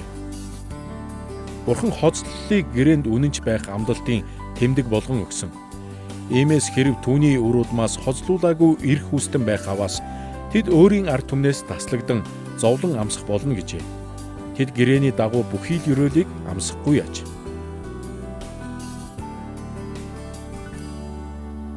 Гэрээний 3 динамик талууд нь Авраамийн Бурхантай харилцах харилцааг бүрдүүлсэн бөгөөд түүнээс хойших бусад хүмүүсийн амьдралыг ч зохицуулсаар байв. Бурханы Израильтай хийсэн 2 дахь үндэсний гэрээ бол Синай уулан дээр Мөсетэй хийсэн гэрээ юм. Энэхүү гэрээнд Бурханы хуулийг онцолсон болохыг бид үзсэн.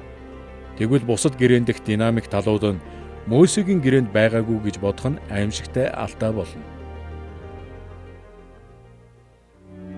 Гэрээний бүх динамик талууд Мөсегийн гэрээндж хүчинтэй байсныг харахын тулд энэхүү гэрээний гол хэсэг болох 10 хуулийг товчхон үзцгээе. 1-р Бурхан хуулиа өгөхөөсөө урьдчилан өөрийн өршөөл инэрлээ тодорхой дурдсан байдаг. Гэтэл 22-т бичигдсэн 10 хууль ийхүү эхэлдэг болохыг та санаж байгаа бах. Энд чамайг Египтийн газраас боолчлолын гэрээс гаргасан би эзэн чиний бурхан гэдэг. Мөсөтэй байгуулсан гэрээ нь ажил үйлчлэлийн гэрээ биш байв. Энэ нь Бурхны өршөөл нэгүсэлээр байгуулагдсан. Мөн Бурхан энэхүү гэрээний бүхий л хугацаанд Израилийн үе үеийнхэнд өршөөл инэрлээ үргэлжлүүлэн үзүүлсээр байсан юм. Гэсэн ч Бурхан ард түмнээсээ үнэнч байдлыг шаардсан хэвээр байсныг 10 хууль бидэнд тодорхой харуулдаг. Энэ талаар Гитгэл 20:3 дээрх эхний хуульд дурдсан байдаг. Энд чи надаас өөр бурхадтай байж болохгүй гэжээ. Тэнгэрлэг нэгүсэл нь хүмүүний үнэнч байдалтай зөрчилдөггүй. Харин ч энэ нь Израильчүүдийн үнэнч байдлыг дэмжиж талархал өргөхөд нь чиглүүлсэн байдаг. Бурхан ард түмэндээ аливаа хууль тушаалаа өгөхөөс урдаж өөрийн хайр нэгүслээ сануулдаг. Тэрээр чамайг Египтийн газараас боолчлолын гэрээс гаргасан би эзэн чиний бурхан гэжээ. Энэ нэгүсэл нь 10 тушаалыг Бурханы ард түмэнд хууль болгодоггүй. Харин түүний хайранд хариулах боломжийг олгодог ёс зүйн хэм хэмжээ буюу амьдралын хэм маяг байхаар тэдэнд тогтоож өгдөг. Эхний тушаалуудад л гэхэд үндсэндээ Бурхан эзний хэрхэн хайрладаг талаар өгүүлдэг.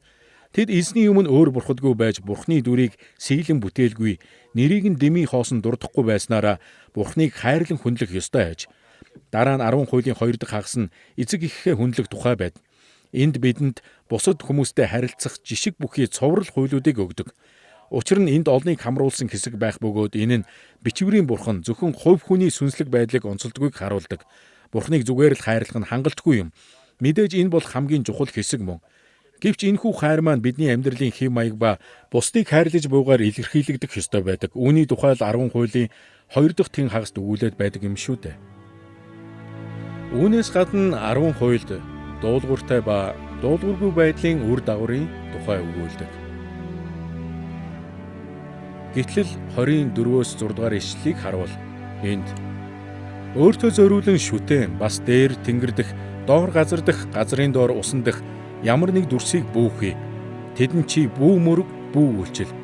Учир нь чиний бурхан эзэн би хартай бурхан бөгөөд намайг үзэн ядагчдын хувьд эцгүүдийнх нь хилэнцгийн шийтгэлийг 3-4 дахь үеийн хүүхдүүд нь хүртэл буулгадаг. Харин намайг хайрлаж миний тушаалыг сахигчдад 1000 үед нь хүртэл хайр инэрлээ үзүүлдэг гэжээ. Бид Авраам болон Мөсетэй хийсэн Бурхны гэрээний динамик талуудыг харлаа. Харин одоо хуучин гэрээний Израильчүүдтэй хийсэн үндэсний сүүлчийн гэрээ буюу Давидтай хийсэн гэрээг хамтдаа харцгаая. Энэ гэрээнд Бурхан Давидын удмыг Израилийг захирах мөнхийн угсаа болгож буйг онцолдог. Бид Давид болон түүний үр удмын амьдралыг илүү том зургаар нь авч үзэх юм бол гэрээний хугацаанд тэнгэрлэг өршөөл инрэл, хүмүүний үнэнч байдал, дуулууртай болон дуулуургүй байдлын үр дагаварч мөн байгааг бэлхнээ харж болно. Жишээ нь Дуулал 89-ийн 3-аас 4 дээр Давидэд үзүүлсэн Бурхны өршөөл инэрлийн тухай өгүүлдэг. Энд би сонгосон нэгэнтэйгээ гэрээ байгуулсан. Би өөрийн зарц Давидэд тангаргалсан. Би чиний үрийг мөнхөд тогтоож хаан ширээг чинь бүх үеийнхэнд байгуулна гэсэн байдаг. Эдгээр ишлүүд нь Бурхан Давид болон түүний үр удмыг Израилийн зөвхт хаад болгон сонгож тогтоосноороо өөрийн өршөөл инэрлээ үзүүлсэн болохыг тусган харуулдаг. Гэвч Бурхан уг гэрээндээ тэднээс үнэнч байхыг шаардахын зэрэгцээ дуулуургүй байдлын дунд хараал буйг анхааруулсан байдаг. Энэ талаар Дуулал 89-ийн 30-аас 32 дугаар ишлэлд тодорхой хэлжээ. Энд хэрв түүний хөвгүүд хуулийг минь мартаж шүүлтийн минь дагуу эс явбаас би тэдний гэмт үйлдэлийг саваагаар хилэнцгийг нь зодуураар шийтгэн гэсэн байна. Хэрв Давидын хөвгүүд Бурханы хуулийг умартах аваас хатуу шийтгэл амсах болно гэдгийг бид эндээс харж байна. Гэсэн хэдий ч хэрв тэд Бурханд үнэнч хэвээр байх аваас агуу их хөрөөлийг хүртэх болно гэдгийг тооншгүй олон ишлэлд өгүүлсэн нь бий. Мэдээж хэрэг Давидын гэрэн дээр байсан ерөөл ба хараал нь энэ үеэс хойших Бурханы бүх ард түмний амьдралд ч нөлөөлсөн юм. Ингээд ертөнц дахны болон үндэсний гэрээний динамик талуудыг олж харлаа. Тиймээс одоо бид Христ доторх шинэ гэрээ буюу биелэлтийн гэрээг үзэхэд бэлэн болжээ. Бурхан хуучин гэрээний туршид нэг гэрээн дээр нөгөө гэрээг байгуулах замаар хаанчлалаа урагшлуулан удирдах байв. Гэвч Есүсийг дэлхий дээр ирэх үед Израиль Бурханы эсрэг аимшиггүйгээр тэрсэснийхээ улмаас хатуу хараал дор амьдарч байсныг бид мэднэ. зөвхөн Израилийн үлдгэстэл итгэмжит хэвээр үлдсэн байдаг. Гэвч Христ доторх шинэ гэрээнд Бурхны хаанчлал биелэлээ олдог. Мөн Христийн хаанчлалаар дамжуулан Бурхны хаанчлал дэлхийн хязгаарт хүрсэн. Энэ утгаараа шинэ гэрээ нь Бурхны урьд хийсэн бүхий л зүйлстэй огтхонч зөрчилддөггүй. Харин энэ нь түүхийн туршид байсан хаанчлалынх нь зорилгыг гүйцэлдүүлсэн юм. Иймээс Бурхантай хийсэн гэрээний гурван талт динамик нь шинэ гэрээнд ч мөн буй болохыг харахад гайхах зүйлгүй биз. Юун түрүүнд энэхүү шинэ гэрээнд Тэнгэрлэг өршөөл инэрлийг агуулдаг. Бурхан шинэ гэрээг байгуулахдаа цөлөгцсөн ард түмэндээ агуу хайр өршөөлөө үзүүлнэ гэдгээ амласан. Энэ тухай Ермая 31:34-т дурдсан байдаг. Энд учир нь би тэдний хилэнцгийг уучилж нүглийг нь дахин ис санана гэжээ. Энэ мэтчлэн бусад олон арга замаар Христ доторх шинэ гэрээ нь Бурхны өршөөлийг илтгэн харуулдаг. Үүний зэрэгцээ хүмүүний үнэнч байдал нь шинэ гэрээний нэгэн хүчин зүйл мөн. Бурхан өөрийн хуулиа цуцлана гэж амлаагүй төдийгүй хэнийг ч дуулууртай байх шаардлагаас чөлөөлөөгүй байдаг. Харин эсвэргээрээ тэр тэдэнд үнэнч байх боломжийг олгодог. Бурхан Ермая 31:33-т ийхүү амласан. Энд би хуулиа тэдний дотор хийж, би тэдгээрийг зүрхэн дээр нь бичнэ гэжээ. Шинэ гэрээний хугацаанд Бурхан ард түмэндээ өөрийнх нь хуулийг хайрлах хайрыг өгөх бөгөөд ингэснээр тэд түүнд чин үннээр дуулууртай байх ажээ. Эцэст нь ерөөл ба хараалын үр дагавар нь шинэ гэрээнд ч тодорхой харагдаж байна. Ермая 31:33-т хэлэхдээ тэрээр энд би тэдний Бурхан, тэд миний ард түмэн болно гэжээ. Энэхүү тунхаглалд Бурхан ард түмэндээ агуу ерөөлийг авчрахаа батлан өгүүлжээ. Учир нь тэрээр өөрөө тэднийг гэрээний үүргээ биелүүлэх боломжтой болгох юм. Мөн энэ нь угтаа үүргээ биелүүлээгүй хүн тэрхүү ерөөлийг хүлээн авахгүй гэдэг санааг ч агуулдаг. Шинэ гэрээг хуучин гэрээнээс ялгадаг зүйл бол ард түмэн эдгээрийг сахиж чадаж байна уу гэдэг нь юм. Ермая 31-д Бурхан хуулиа тэдний зүрхэнд бичиж, тэдний дунд тавина гэж хэлсэн байдаг. Тэгээд тэрээр би чиний Бурхан, чи миний ард түмэн байх болно хэмээн хэлсэн. Тэгэхээр Бурхан ард түмнийхээ зүрхэнд хуулиа хэрхэн бичгийг ойлгохын тулд Изекиэл дэх үүнтэй төстэй хэсгийг харах нь тустай. Изекиэл 36 дээр Бурхан өөрийн хуулиа тэдний дунд тавина гэж хэлээгүй. Харин сүнсээ тэдний дунд цутгана гэж хэлжээ. Мөн тэрээр тэдний зүрхэнд хуулиа бичнэ гэж хэлээгүй. Харин та нарыг зарилгуудаараа явуулна. Та нар тогтоолуудыг минь сахин үлдэнэ гэжээ. Дараа нь тэрээр дахин би тэдний Бурхан, тэд миний ард түмэн байх болно хэмээн Ермая 31-р бүлэгт хэлсэн байдаг. Тиймээс эдгээр иш үзүүлэгчдийн бичээсүүдээс харвал Бурхан өөрийн сүнсийг тэдний дунд зутгаснаар өөрийн хүмүүсийн зүрхэнд хуулиа бичих юм байна гэдгийг харж байна. Мөн Бурханы өөрийнх нь оршихуй хамт байснаар шинэ гэрээний үеийн ард түмнэрээ хуулиа сахиулах учиртай ажээ. Тиймээс шинэ гэрээнд энэ нь бидний үнэнч байдлын улмаас бус, харин бидний дунд ажиллаж амьдарч буй Бурханы сүнсний тусламжтайгаар боломжтой болдог билээ. Тэгэхээр одоо бид шинэ гэрээ нь Христ доторх Бурханы хаанчлалын эцсийн шатын загварын дагуу 3 үе шаттайгаар хүчин төгөлдөр болдог гэдгийг үргэлж санах хэрэгтэй. Шинэ гэрээ нь Христийн анхны ирэлт ба ич нарынх нь үлсээр эхэлсэн. Шинэ гэрээ нь чуулганы түүхийн туршид чуулган дотор ажилласаар буй Христийн хүч чадлаар үргэлжлүүлэн биелэлээ олсоор байна. Мөн энэ нь Христ эрен үеийн төгсгөлд алдар суу дотроо эргэн ирэх үед бүрэн төгс болох юм. Нэгдүгээрт шинэ гэрээний бичвэрт эцэг нь хүүгээ дэлхий рүү анхлан илгээсэн болохыг онцолдог. Ийхүү Христ доторх шинэ гэрээ нь Бурхан Тэнгэрлэг өршөөл инэрлээ үзүүлж буйгаар эхэлсэн байдаг. Түүгээр зогсохгүй энэ нь мөн Христ өөрөө хүмүүний үнэнч байдлын бүхий шаардлагад тэрч байтугай загламын үхэлд хүртэл үнэнч байсан гэдгийг онцлон тэмдэглэдэг. Тэгээд тэрээр үхэгсдийн амьдлыг ерөөл болгон хүлээн авчээ. Үүний үр дүнд Христэд итгэх итгэдээ сагсан бүгдийг Бурхан хүлээн авдаг. Еврей номын зохиолч Еврей 9:12-оос 15 энэ тухай дурдсан. Энд тэр Яманы болоод туглын цусаар бус Харин мөнхийн золилтыг агуулan өөрийнхөө цусаар ариун газарт нэг мөсөн бүгдийн төлөө орсон. Тийм учраас тэрээр шинэ гэрээний зууч мөн гэжээ. Бурхан шинэ гэрээг байгуулахын тулд түүхэнд өөрийн биеэр оролцсон юм. Ингэхдээ бүх хуулийг сахиулж нүглийн төлөөх төгс бүрэн дүүрэн өргөл золиос болгуулахаар өөрийн хүүг илгээжээ. Түүний энэхүү золиос өөрт нь итгэгч бүгдэд мөнхийн уучлалыг авчирдаг билээ. Үүнд Христ итгэлийн гайхалтай онол сургаал оршиж байдаг.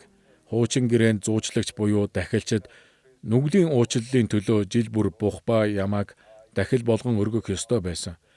Харин Есүс нэг л удаа бүгдийн төлөө ариунаас ариун газарт орсон тухай Библи бидэнд өгүүлдэг. Тэр загалмай дээр нас барж бидний гим нүглийн төлөө цусаа орсгахдаа эзэн бурханд хүрэх боломжийг бидэнд бий болгосон гэсэн үг юм. Тиймээс биднийг төлөөлж чадах нэгэн бидэнд байгаа бөгөөд ариунаас ариун газар руу түүний цусаар дамжуулан бид нэвтрэн орох боломжтой болсон. Өдгөө Христийн анхны ирэлт дэх авралын үйлс нь тун чухал. Гэвч мөн шинэ гэрээний авралын агуу үйлс нь гэрээний зууч болох Христийн үргэлжлүүлэн үйлсээр буй ажлаас мөн хамааралтай байдаг. Христ өдөр бүр Тэнгэр дэх эцгийнхээ сэнтийн өмнө ард түмнийхээ өмнөөс зуучлан залбирч байна. Еврей номын зохиогч Еврей 7-гийн 24-өөс 25-д энэхүү бодит үнний талаар өгүүлжээ. Тэрээр энд тэр мөнхөд байдаг тул үл өөрчлөгдөх дахилчийн үүрэгтэй. Тиймээс тэр өөрөөр нь дамжуулан бурханд ойртогсдгийг бүр мөсөн аварч чадна. Тэр тэдний төлөө зуучлан залбирч үргэлж амьд оршдог гэжээ. Бурхны өршөөл инэрлийн улмаас Христ бидний өмнөөс хаанчиж мөн зуучилдаг. Тэр бидний гин бурууг эцэслэж бидний мөнхийн ёроолуудыг баттгадаг.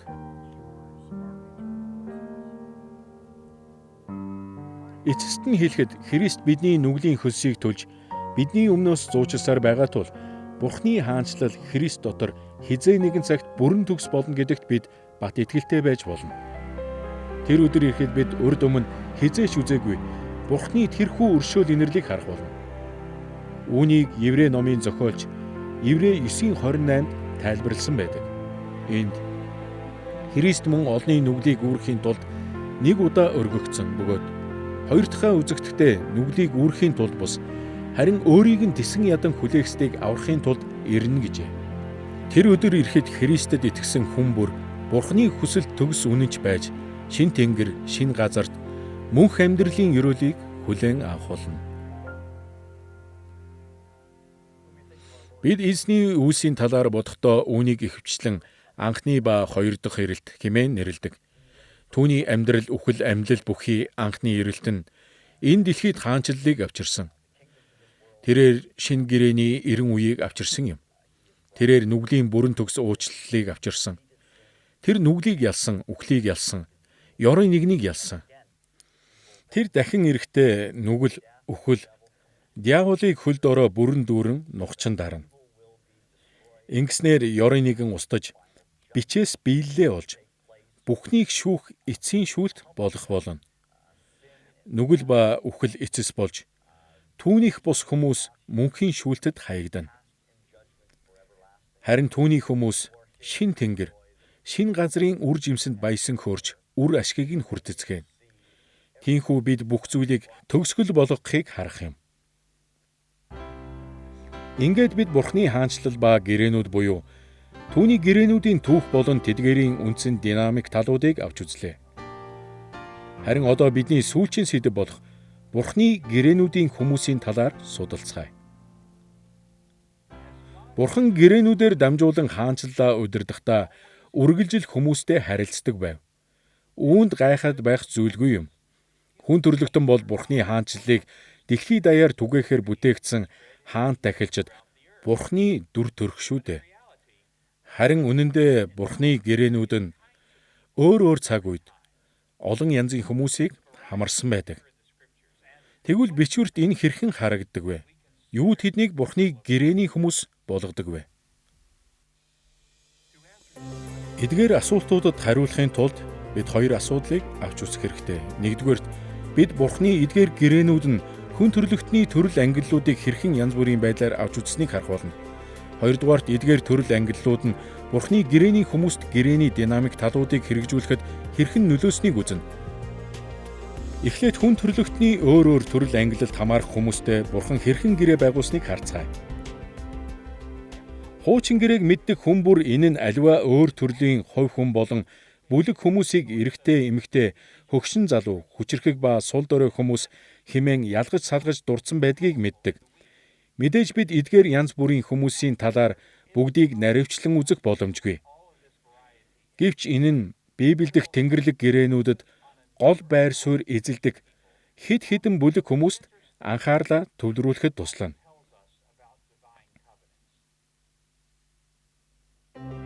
Хүн төрлөختний эдгээр төрөл ангиллыг харахдаа эхлээд бид итгэгчид болон үл итгэгчид нь хоёул Бурхны гэрээнүүдэд хэрхэн багтсан байдгийг авч үзнэ.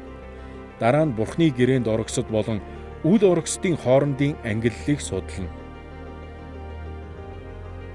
Бурхны гэрээнүүдэд итгэгчид болон үл итгэгчид хоёулаа байдаг талаар яриагаа эхэлцгээе.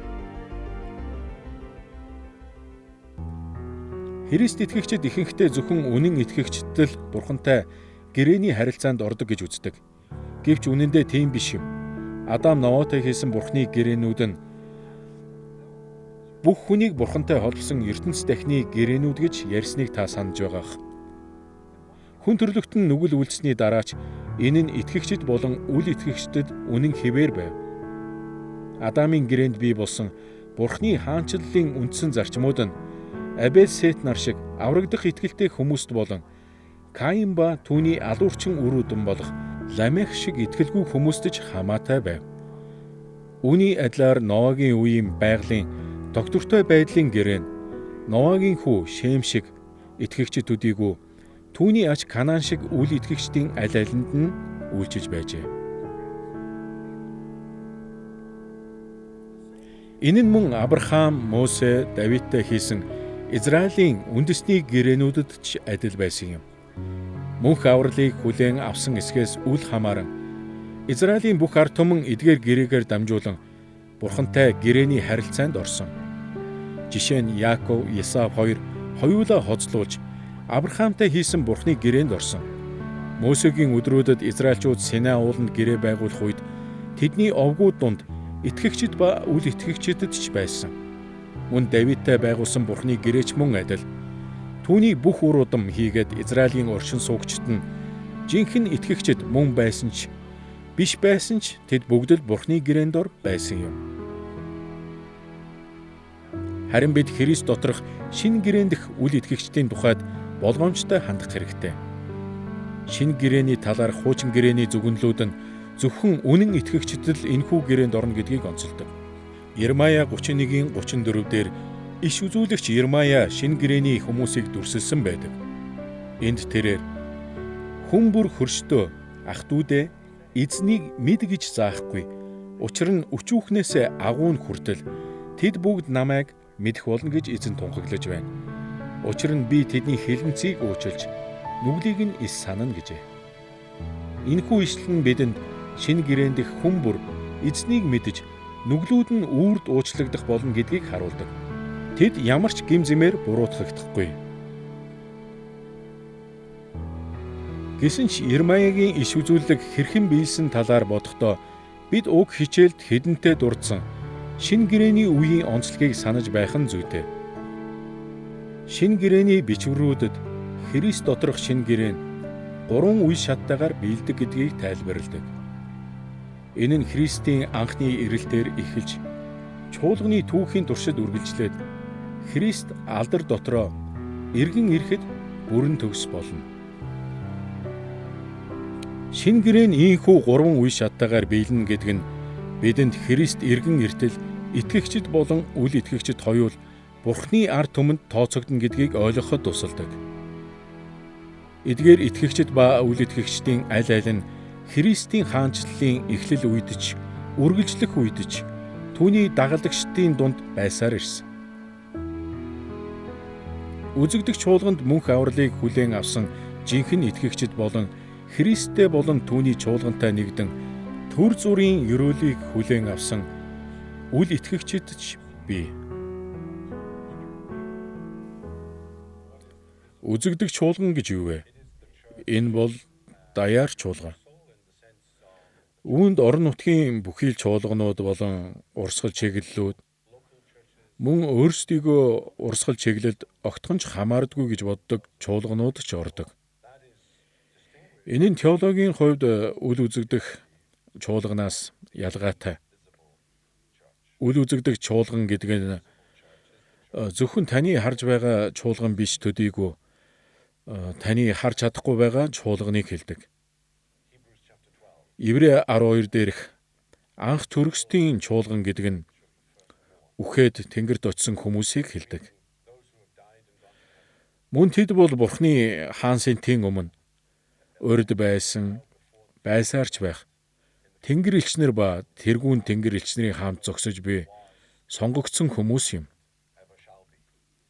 Үл үзэгдэх болон үзэгдэх чуулган нь Есүс Христийн чуулганыг бүрдүүлдэг юм. 1-р Иохан 2:19-д Илч Иохан чуулган дах үл итгэгчдийн талаар хэлсэн. Энэ нь тэд бидний дундаас гарсан боловч биднийх биш байсан. Учир нь тэд биднийх байсан бол тэд бидэнтэй хамт байх байсан. Харин тэд гарсан нь тэд нар бүгд биднийх биш гэдгийг үзүүлэхийн тулд юм гэдэг. Энд Илч Иохан Христэд итгэх итгэлээ өргөсөн хүмүүсийн тухай бичжээ. Нэг талаараа тэд бидний нэг гэж тооцогддог байсныг тэрээр хүлээн зөвшөөрсөн. Энэ нь тэд Бурхны хүмүүсийн дунд амьдарч байсан гэсэн үг. Гэвч Иохан хэлэхдээ тэд итгэлээ өргөснөөрөө биднийх биш байсан гэдгээ тодорхой харуулсан гэжээ. Тэд жинхэнэ итгэгчид биш байсан гэсэн үг. Тэрээр хэрв тэд үнэхээр Христ доторх мөнх авралыг хүлээн авсан жинхэнэ итгэгчид байсан бол тэд бидэнтэй хамт байх байсан гэжээ. Өөрөөр хэлбэл тэд эцэг хүртэл үнэнч байх байсан аж. Ихэнх чуулгануудад жинхэнэ ба хуурамч итгэгчид байдаг гэдгийг бид мэднэ. Шинэ гэрээний бүрэн золигдсон хүмүүсийн талаарх Ермаягийн иш үзүүлэг нь Христийг эргэн ирэх үед л биелэх болно. Тэр цагт Бурхны гэрээний ард түмний дунд буй үл итгэгчид түүний мөнхийн шүүлтийг амсана. Зөвхөн жинхэнэ итгэгчдэл шинэ бүтээлд Христтэй хамт хаанчлана.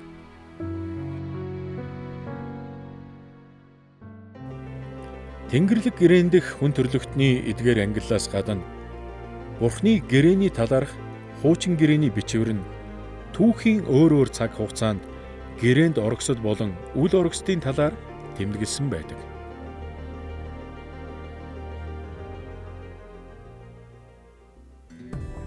Өмнө дурдсанчлан Адам болон Ноатай хийсэн ертөнц дахны гэрээнд бүх хүн төрлөختөнд орсон билээ. Эдгээр гэрээнд дэх суурь болон байгалийн доктортой байдлаас нэгч бүлэг хүмүүс хасагдаагүй юм. Гэвч Бурхан Израилийг гэрээний онцгой ард түмнээ болгон сонгох үед энэ байдал өөрчлөгдсөн байдаг. Авраам, Мосе, Давидтай байгуулсан үндэсний гэрээнүүдэд юуны түрүүнд Авраамийн бие махбодын үр удам болон Израильд үрчлэгдсэн цөөн тооны харь үндэстнүүд ордог. Ихэнх тохиолдолд эдгээр Израиль үндэстний гэрээнүүдэд харь үндэстнүүд ороогүй байдаг. Паул Эфес 2:12 дээр Христийн дагалдагч болохоос өмнөх харь үндэстнүүдийн талаар дүрсэлсэн нь бий. Энд тэр үед та нарт Христ байхгүй. Та нар Израилийн иргэншилд гадных амлалтын гэрээнүүдэд харьих. ертөнцид ямар ч найдвар байхгүй бас бурхангүй байлаа гэжээ. Харь үндэстнүүд нь амлалтын гэрээнүүдэд харь хүмүүс байсан. Тэдэнд найдвар үгүй, бурхан үгүй байв. Тэгэхээр жухамдаа Израиль үндэстний гэрээнүүдийн 100 жилүүдэд дэлхий дээр 3 төрлийн хүмүүс байжээ. Эдгээр нь Израилийн гэрээнүүд дэх жинхэнэ итгэгчид, Израилийн гэрээнүүд дэх үл итгэгчид, мөн Израилийн гэрээнүүдэд ороогүй үл итгэгч харь хүмүүс юм. Энэ гурван талт ялгаа нь Христ алдар дотроо иргэн ирэх хүртэл шинэ гэрээнд ч мөн хамаатай байдаг тул тун чухал юм. Энэхүү өдрийг хүртэл жинхэнэ итгэгчид нь үзэгдэх чуулганд нэгдсэн үл итгэгчдийн хамт шинэ гэрээнд орсон байдаг талаар бид үзсэн. Мөн шинэ гэрээний цаг үед 3 дахь төрлийн хүмүүс байдаг. Энэ бол сайн мэдээ ба чуулганыг хүлээн зөвшөөрдөггүй эрэгтэй эмэгтэй хүмүүс юм. Эдгээр хүмүүсийн хувьд тэд шинэ гэрээнд ордоггүй. Хуучин гэрээний түүхэнд гэрээнээс гадуурх хүмүүс нь үндсэндээ харь үндэстнүүд байсан. Харин одоо Христ ирсэн тул эдгээрт Христэд итгэдэггүй, түүний чуулганд хамрагддаггүй юудэчүүд болон харь үндэстнүүдийн аль аль нь ордог. Ингээд бид хүн төрлөختний тодорхой төрөл ангиллууд нь Бурхны гэрээний хүмүүстэй хэрхэн холбоотой болохыг олж харлаа.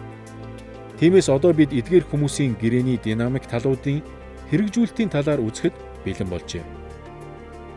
Тэд Бурхны өршөөл инэрл хүмүүний үнэж байх шаардлага, ерөөл ба хараал бүхий үр дагаврыг хэрхэн амсаж туулсан бэ? Бүх хүмүүс Адам Новатай хийсэн ертөнц дахны гэрээний динамик талуудыг амсаж туулсан байдаг. Бүх хүмүүсийн амьдралд Адамын гэрээгээр тогтоогдсон үндсэн бодлого, Ноагийн гэрээгээр тогтоогдсон байгалийн тогтвортой байдал нь шууд нөлөөлсөн юм. Гэсэн ч Авраам, Мөсе, Давидтай хийсэн Израилийн үндэсний гэрээнүүд хийгээд Христ доторх шинэ гэрээний хувьд тийм биш байв.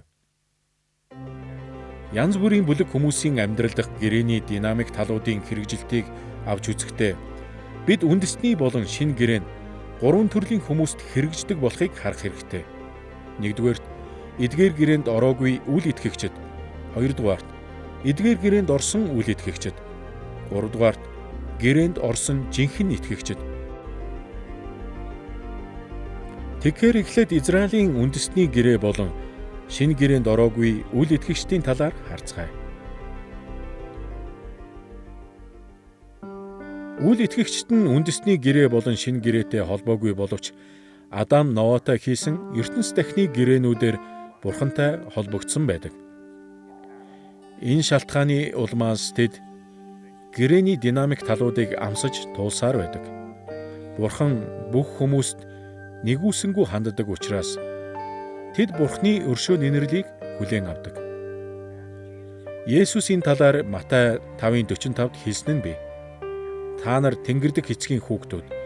Тэрээр муу хүн дээрч, сайн хүн дээрч нараа мандуулж, зөвхт дээрч, зөвхт бус дээрч бороо оруулдаг юм гэжээ.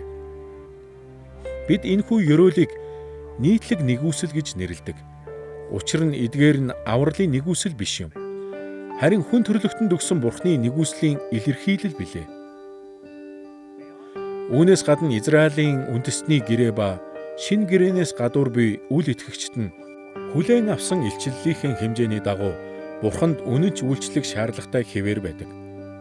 Тэд Израиль болон чуулганд өгөгдсөн онцгой илчлэлийн талаар мэдлэг ойлголттой байж болох юм. Гэвч хэдийгээр тэд Израиль болон Христийн чуулгантай огтхонч холбоогүй байж болох ч ерөнхий буюу байгалийн илчлэлээр дамжуулан Бурхны өмнө хүлээсэн үүргийнхээ талаар үндсэн ойлголттой байдаг. Бурхан бичвэрт энэ талаар хэлсэн. Ром 1-р бүлэгт Паул уг санааг тайлбарлсан. Тэрээр энэ нь хэн байх нь эсвэл ямар соёл иргэншилтэй байх нь огтхонч хамаагүй. Урд өмнө нь амьдарч байсан хүн бүр Бурхан оршин байдаг гэдгийг мэддэг гэжээ. Паул хүн бүр ухамсар чанараараа оршин буй Бурхныг мэддэг гэсэн байна. Хүмүүнд учирлан ойлгох чадвар бий. Бурханд ухамсар чанар бий. Дэлхий дээр бүтээгдсэн зүйлсээр дамжуулан Бурхны тэнгэрлэг мөн чанар тодорхой харагддаг. Тиймээс бүх хүмүүс Бурхан байдаг гэдгийг мэддэг. Паул Ром 1:20-д ийхүү хэлжээ. Тэрээр ертөнц бүтээгдснээс хойш түүний үл үзэгдэх мөнх хүч ба Бурхан чанар нь бүтээгдсэн зүйлсээр дамжин ойлгогдож, илэрхий харагдаж байгаа тул тэдэнд шалтак байхгүй гэжээ. Ерөнхий илчлэл нь эдгээр гэрээнд ороогүй үл итгэгчдэд бүтээгчээ хүлээн зөвшөөрч түүнд үйлчлэх үүргийг өгсөөр байдаг. Үүний үр дүнд үл итгэгчид ч мөн Бурханаас тохирох ерөөл ба хараал бүхий үр дагаврыг амсдаг. Израиль ба Христийн чуулгантай хизээч нэгдэж байгаагүй тэдгээр үл итгэгчдэд Бурхан ихэвчлэн түр зүрийн ерөөл өгдөг. Мөн тэрээр тэдний дээр өөрийн тогтоосны дагуух түр зүрийн хараалыг ч буулгадаг. Гэвч агуу шүүлтийн өдөр энэ амьдрал дах Бурхны түр зүрийн ерөөл ба хараал нь үл итгэгчдийг Бурхны мөнхийн хараал руу хөтлөнө гэдгийг бичвэрт тодорхой бичсэн байдаг. Тэгэхээр Бурхны гэрээнүүдэд ороогүй үл итгэгчид ба гэрээнүүдэд нэгдэн орсон үл итгэгчид нь хоорондоо ялгаатай. Өөрөөр хэлбэл гэрээний динамик талуудын хэрэгжилт нь маш ондоо байдаг гэсэн үг. Эхлээд Бурхан эдгээр хүмүүст өршөөл инэрлээ ариун ихээр үзүүлсэн. Тэд мөнх авралыг хүлээн аваагүй нь үнэн. Гэвч Бурхны гэрээний ард түмэнтэй нэгдсэн үл итгэгчдэд Бурхан агуу их хайр нэгүслэр хандсан байдаг талаар хуучин ба шинэ гэрээний аль аль нь бидэнд өгүүлдэг. Илч Паул Ром 9:4-т Израиль дахь үл итгэгчдэд хүртэл Бурхны өгсөн сайн давуу байдлыг амсдаг гэжээ. Энд тэрээр тэд бол Израильчууд бөгөөд үрчлэл, алдар гэрээнүүд, хуульчлал, мөргөл ба амлалтууд нь тэднийх юм гэсэн байна. Бурхан Израильтай хийсэн гэрээнд нь байсан үл итгэгчдэд гэрээнээс гадуур буй хүмүүсээс ч илүү их хайр нэгүслээ үзүүлсэн байгаа юм. Христийн чуулгантай нэгдсэн үл итгэгчдийн хувьд ч энэ нь мөн адил байна. Хуучин гэрээнд Израиль дахь итгэгчид ба үл итгэгчид хоёул Египтийн боолчлолоос боддоор чөлөөлөгдсөн. Тэд бүгдээрээ Синай уулан дээрх Бурхны хуулийг хүлээн авсан. Тэд бүгд л амлагдсан газрыг эзэлсэн. Тэд Давид ба Соломоны хаанчлалын үед ч өрөөгдсөн. Яг үүнчлэн шинэ гэрээний цаг үеийн чуулган дахь үл итгэгчид нь Христийн биетэй нэгдснээрээ ариусгагддаг. Тэд Бурхны үг, номлолыг сонсдог. Тэд ариун сүнсний үлсээр өрөөгддөг. Эдгээр болон бусад олон арга замаар Бурхан өөрийн агуу өршөөл инэрлээ хуучин гэрээний үеийн Израиль болон шинэ гэрээний үеийн сүм чуулган дахь үл итгэгчдэд үзүүлсээр байжээ. Израилийн үндэстний гэрээ болон шинэ гэрээн дэх үл итгэгчид Бурханаас агуу өршөөл инэрлийг хүлээн авахын зэрэгцээ Бурханд үнэнчээр үйлчлэх үүрэгтэй байдаг. Тэд Бурханы хүслийн талаар илүү их мэдлэгтэй болсон. Тиймээс Бурхан тэдэнд дуулууртай байдлын илүү өндөр жишгийг тавьсан. Энэ талаар Есүс Лук 12:48-д дурдсан байдаг. Энд хүнд их өгөгдсөн байна. Түүнээс ихийг шаардна гэжээ. Бурхны үгийн үннийг сурсан хүмүүс, түүний замыг мэддэг хүмүүс хүлээн авсан зүйлийнхээ төлөө хариуцлага хүлээдэг. Израилийн үндэсний гэрээ болон шинэ гэрээнд нэгдэн орсон үл итгэгчид нь Бурхны ерөөл ба хараал бүхий үр дагаврыг ч амсдаг гэдгийг бичвэр мөн онцлон тэмдэглэдэг. Тэд өөрсдийн амьдралдаа Бурхны тогтоосон аливаа төр зүрийн ерөөл, төр зүрийн хараалыг хүлээн авдаг. Гэвч тэд Христ доторх авралын итгэлд ирэхгүй л бол агуу шүүлтийн өдөр эдгээр ерөөл ба хараал нь зөвхөн Бурхны мөнхийн хараалд хөтлөх болно. Тэд Бурхны шүүлт дор мөнхөд үлдэх юм. Еврей 10:28-29-д шинэ гэрээн дэх үл итгэгчдэд ирж буй мөнхийн шүүлтийн талаар бичжээ. Энд Мөсегийн хуулийг үл хэрэгсэгч нь 2 буюу 3 гэрчтэйгээр өршөөлгүй өгдөг. Бурхны хүүг уландаа гიშгэж өөрийг нь ариусгасан гэрээний цусыг бузар хэмээн тооцсон нэгүслийн сүнсийг доромжлогч нь хэр хүнд шийтгэл илбэл зохино гэж та нар бодож байна гэжээ. Энд эдгээр хүмүүсийг гэрээний цусаар ариусгагдсан гэснийг анхаараарай. Энэ нь тэд мөнх авралыг хүлээн авсан байсан гэсэн үг биш юм. Харин тэд шинэ гэрээнд орсон хүмүүсийн хувьд дэлхийгээс тусгаарлагдсан байжээ. Мөн эдгээр хүмүүс ямар нэг хэмжээгээр үргэлжил тэрсэлдэг шигэ Бурхны эсрэг тэрслэх аваас гагцхүү нэг л зүйлийг хүлээн авахаж. Энэ бол дайснуудаа зориулж хадгалсан Бурхны мөнхийн шүүлт юм. Бид Израилийн үндэсний гэрээ ба шинэ гэрээнүүдэд нэгдэн ороогүй. Мөн тэдгээрт нэгдэн орсон үл итгэгчдийн талаар авч үзлээ. Одоо эдгээр гэрээнүүдэд нэгдэн орсон жинхэнэ итгэгчид нь Бурхантай харилцах харилцааны динамик талуудыг хэрхэн амсаж туулдаг болохыг харцгаая. Жинхэнэ итгэгчдэд үзүүлдэг тэнгэрлэг өршөөл инэрл нь хэмжээшгүй агуу билээ. Үүнд нүглийн уучлал ба Бурхантай мөнхөд нөхөрлөл ордог. Илч Паул Ром 8:1-2-т энэ тухай өгүүлдэг. Энд тэрээр тэгэхээр одоо Христ Есүс дотор байгаа хүмүүст ямар ч ял үгүй. Учир нь Христ Есүс дотор амийн сүнсний хууль нь чамайг нүглийн болон үхлийн хуулиас чөлөөсөн ажээ гэсэн байна. Бурхан биднийг хайрлахдаа өөрийн хүүг бидний нүглийн шийтгэлийг төлөвлөхээр, бидний оронд зовлон үүрүүлэхээр өөрсдөдөө авчирсан гин буруугаас минь аврахаар илгээжээ. Тиймээс энэ үнэн бидэнд агуу их урам зориг өгөх ёстой. Чухамдаа Паул Ром 8 дугаар бүлэгт энэ санааг онцлон биднийг урамшуулан хэлэхдээ тэр өөрийн хүүг харамдлалгүй харин түүнийг бид бүхний төлөө тушаасан юм. Тэгвэл тэр яаж бүх юмыг түүний хамт бидэнд сул өгөхгүй байх вүлээ гэжээ. Тиймээс Бурхан өөрийн хүүгээ бидэнд өгөхдөө бидний төлөөх өөрийнхөө хайрыг эргэж буцалтгүйгээр бүр мөсөн эцсийн байдлаар харуулсан билээ. Тиймээс бид түүнд итгэж тэр бидэнд үнэхээр хайртай гэдэгт итгэлтэй байх ёстой. Бид Бурханы хуулийн ялаас чөлөөлөгдсөн. Яг үүнтэй зэрэгцэн бид Бурханы бидний төлөө Христ дотор гүйцэлдүүлсэн зүйл талархаж, үүнийхээ илэрхийлэл болгон түүнд үнэнч үйлчлэхээр дуудагдсан юм. Ийм учраас Паул Ром 8:7 дээр итгэгчдийг үл итгэгчдтэй харьцуулсан байдаг. Энд махбодын бодол санаа бол Бурханы эсрэг дайсагнал юм. Яагад гэвэл энэ нь Бурханы хуульд захирагддаггүй бөгөөд тэгж чадах ч үгүй гэжээ. Тэгэхээр үүнийг эсрэгээр нь харах юм бол Бурханыг хайрладаг бодол санаа нь түүний хуульд захирагддаг гэсэн утгатай болно. Тиймээс Ром 8:12-оос 13-д Паул ийхүү нэмж хэлсэн. Энд тиймээс ах トゥ нараа бид биеийн үсийг үхэлд хүргэх ёстой гэжээ. Итгэгчид үл итгэгчдээс өөр амьдрах үүрэгтэй. Энэ нь тэд Бурханы хуульд захирагдах үүрэгтэй гэсэн үг юм. Ингэхдээ авралыг олж авахын тулд бус харин нэгүслээрээ бидэнд өгсөн авралын төлөө Бурханыг хүндэтгэх үүрэгтэй. Хуучин гэрээний Израильчүүдийн нэгэн адил Христ итгэгчид итгэлээ шалгаж батлахын тулд бичвэрийн дүрм зааврыг дагаж мөрдөх ёстой. Хуучин гэрээний үеийн үнэнч итгэгчид өөрсдийн итгэлийн шалгуур болгон Мөсегийн хуулинд дуулууртай байхаар дуудагдсан байдаг. Шинэ гэрээний үеийн Христ итгэгчид ч мөн ижил төрлийн шалгуураар орохоор дуудагддаг.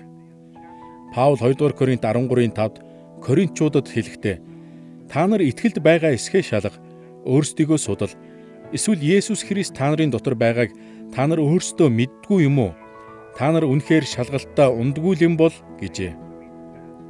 Христ бол Бурханы төгс дуулууртай хүү байсан. Түүний зөвхт байдал нь биднийг зөвхт тооцоолдог. Тиймээс бид мөнх авралыг авах нь баталгаатай болдог. Гэвч бид өдөр тутмынхаа амьдралд Бурханы бидэнд өгсөн авралыг батлан харуулж амьдрах ёстой. Паул Филиппой 2:12 дээр тэднийг урамшуулахдаа өөрсдийн авралыг айдас ба жичирлэр гүйцээ гэжээ. Бидний бодож байгаачлан Израилийн үндэстний гэрээ болон шинэ гэрээнд орсон үнэнч итгэгчид нь дуулууртай ба дуулуургүй байдлынхаа үр дагаврыг янз бүрээр амсдаг. Нэг талаас Бурхан мэрэгэн ухаанаараа жинхэнэ итгэгчид түр зургийн ёроолуудыг амсдаг байхаар тогтоосон байдаг. Бурханы сүнсний олон ёроолууд бидэнд өгөгдсөн. Үүнээс гадна Бурхан өөрийн хүмүүстэй бодит ёроолуудыг ч сойрхдог. Гэвч энэ нь эсэргээрээ байх тохиолдол байдаг нь ч үнэн. Бурхан өөрийн жинхэнэ хүүхдүүдэд сахилгажуулалтаар дамжуулан сургадаг. Еврей номын зохиогч Еврей 12:6-ад энэ тухай тайлбарлахдаа хуучин гэрээнээс иш татан дурдсан байдаг. Энд учир нь хайрладаг хүнээ эзэн сахилгажуулдаг, хүлээн авдаг хүү болгоноо тэр ташуурддаг гэжээ.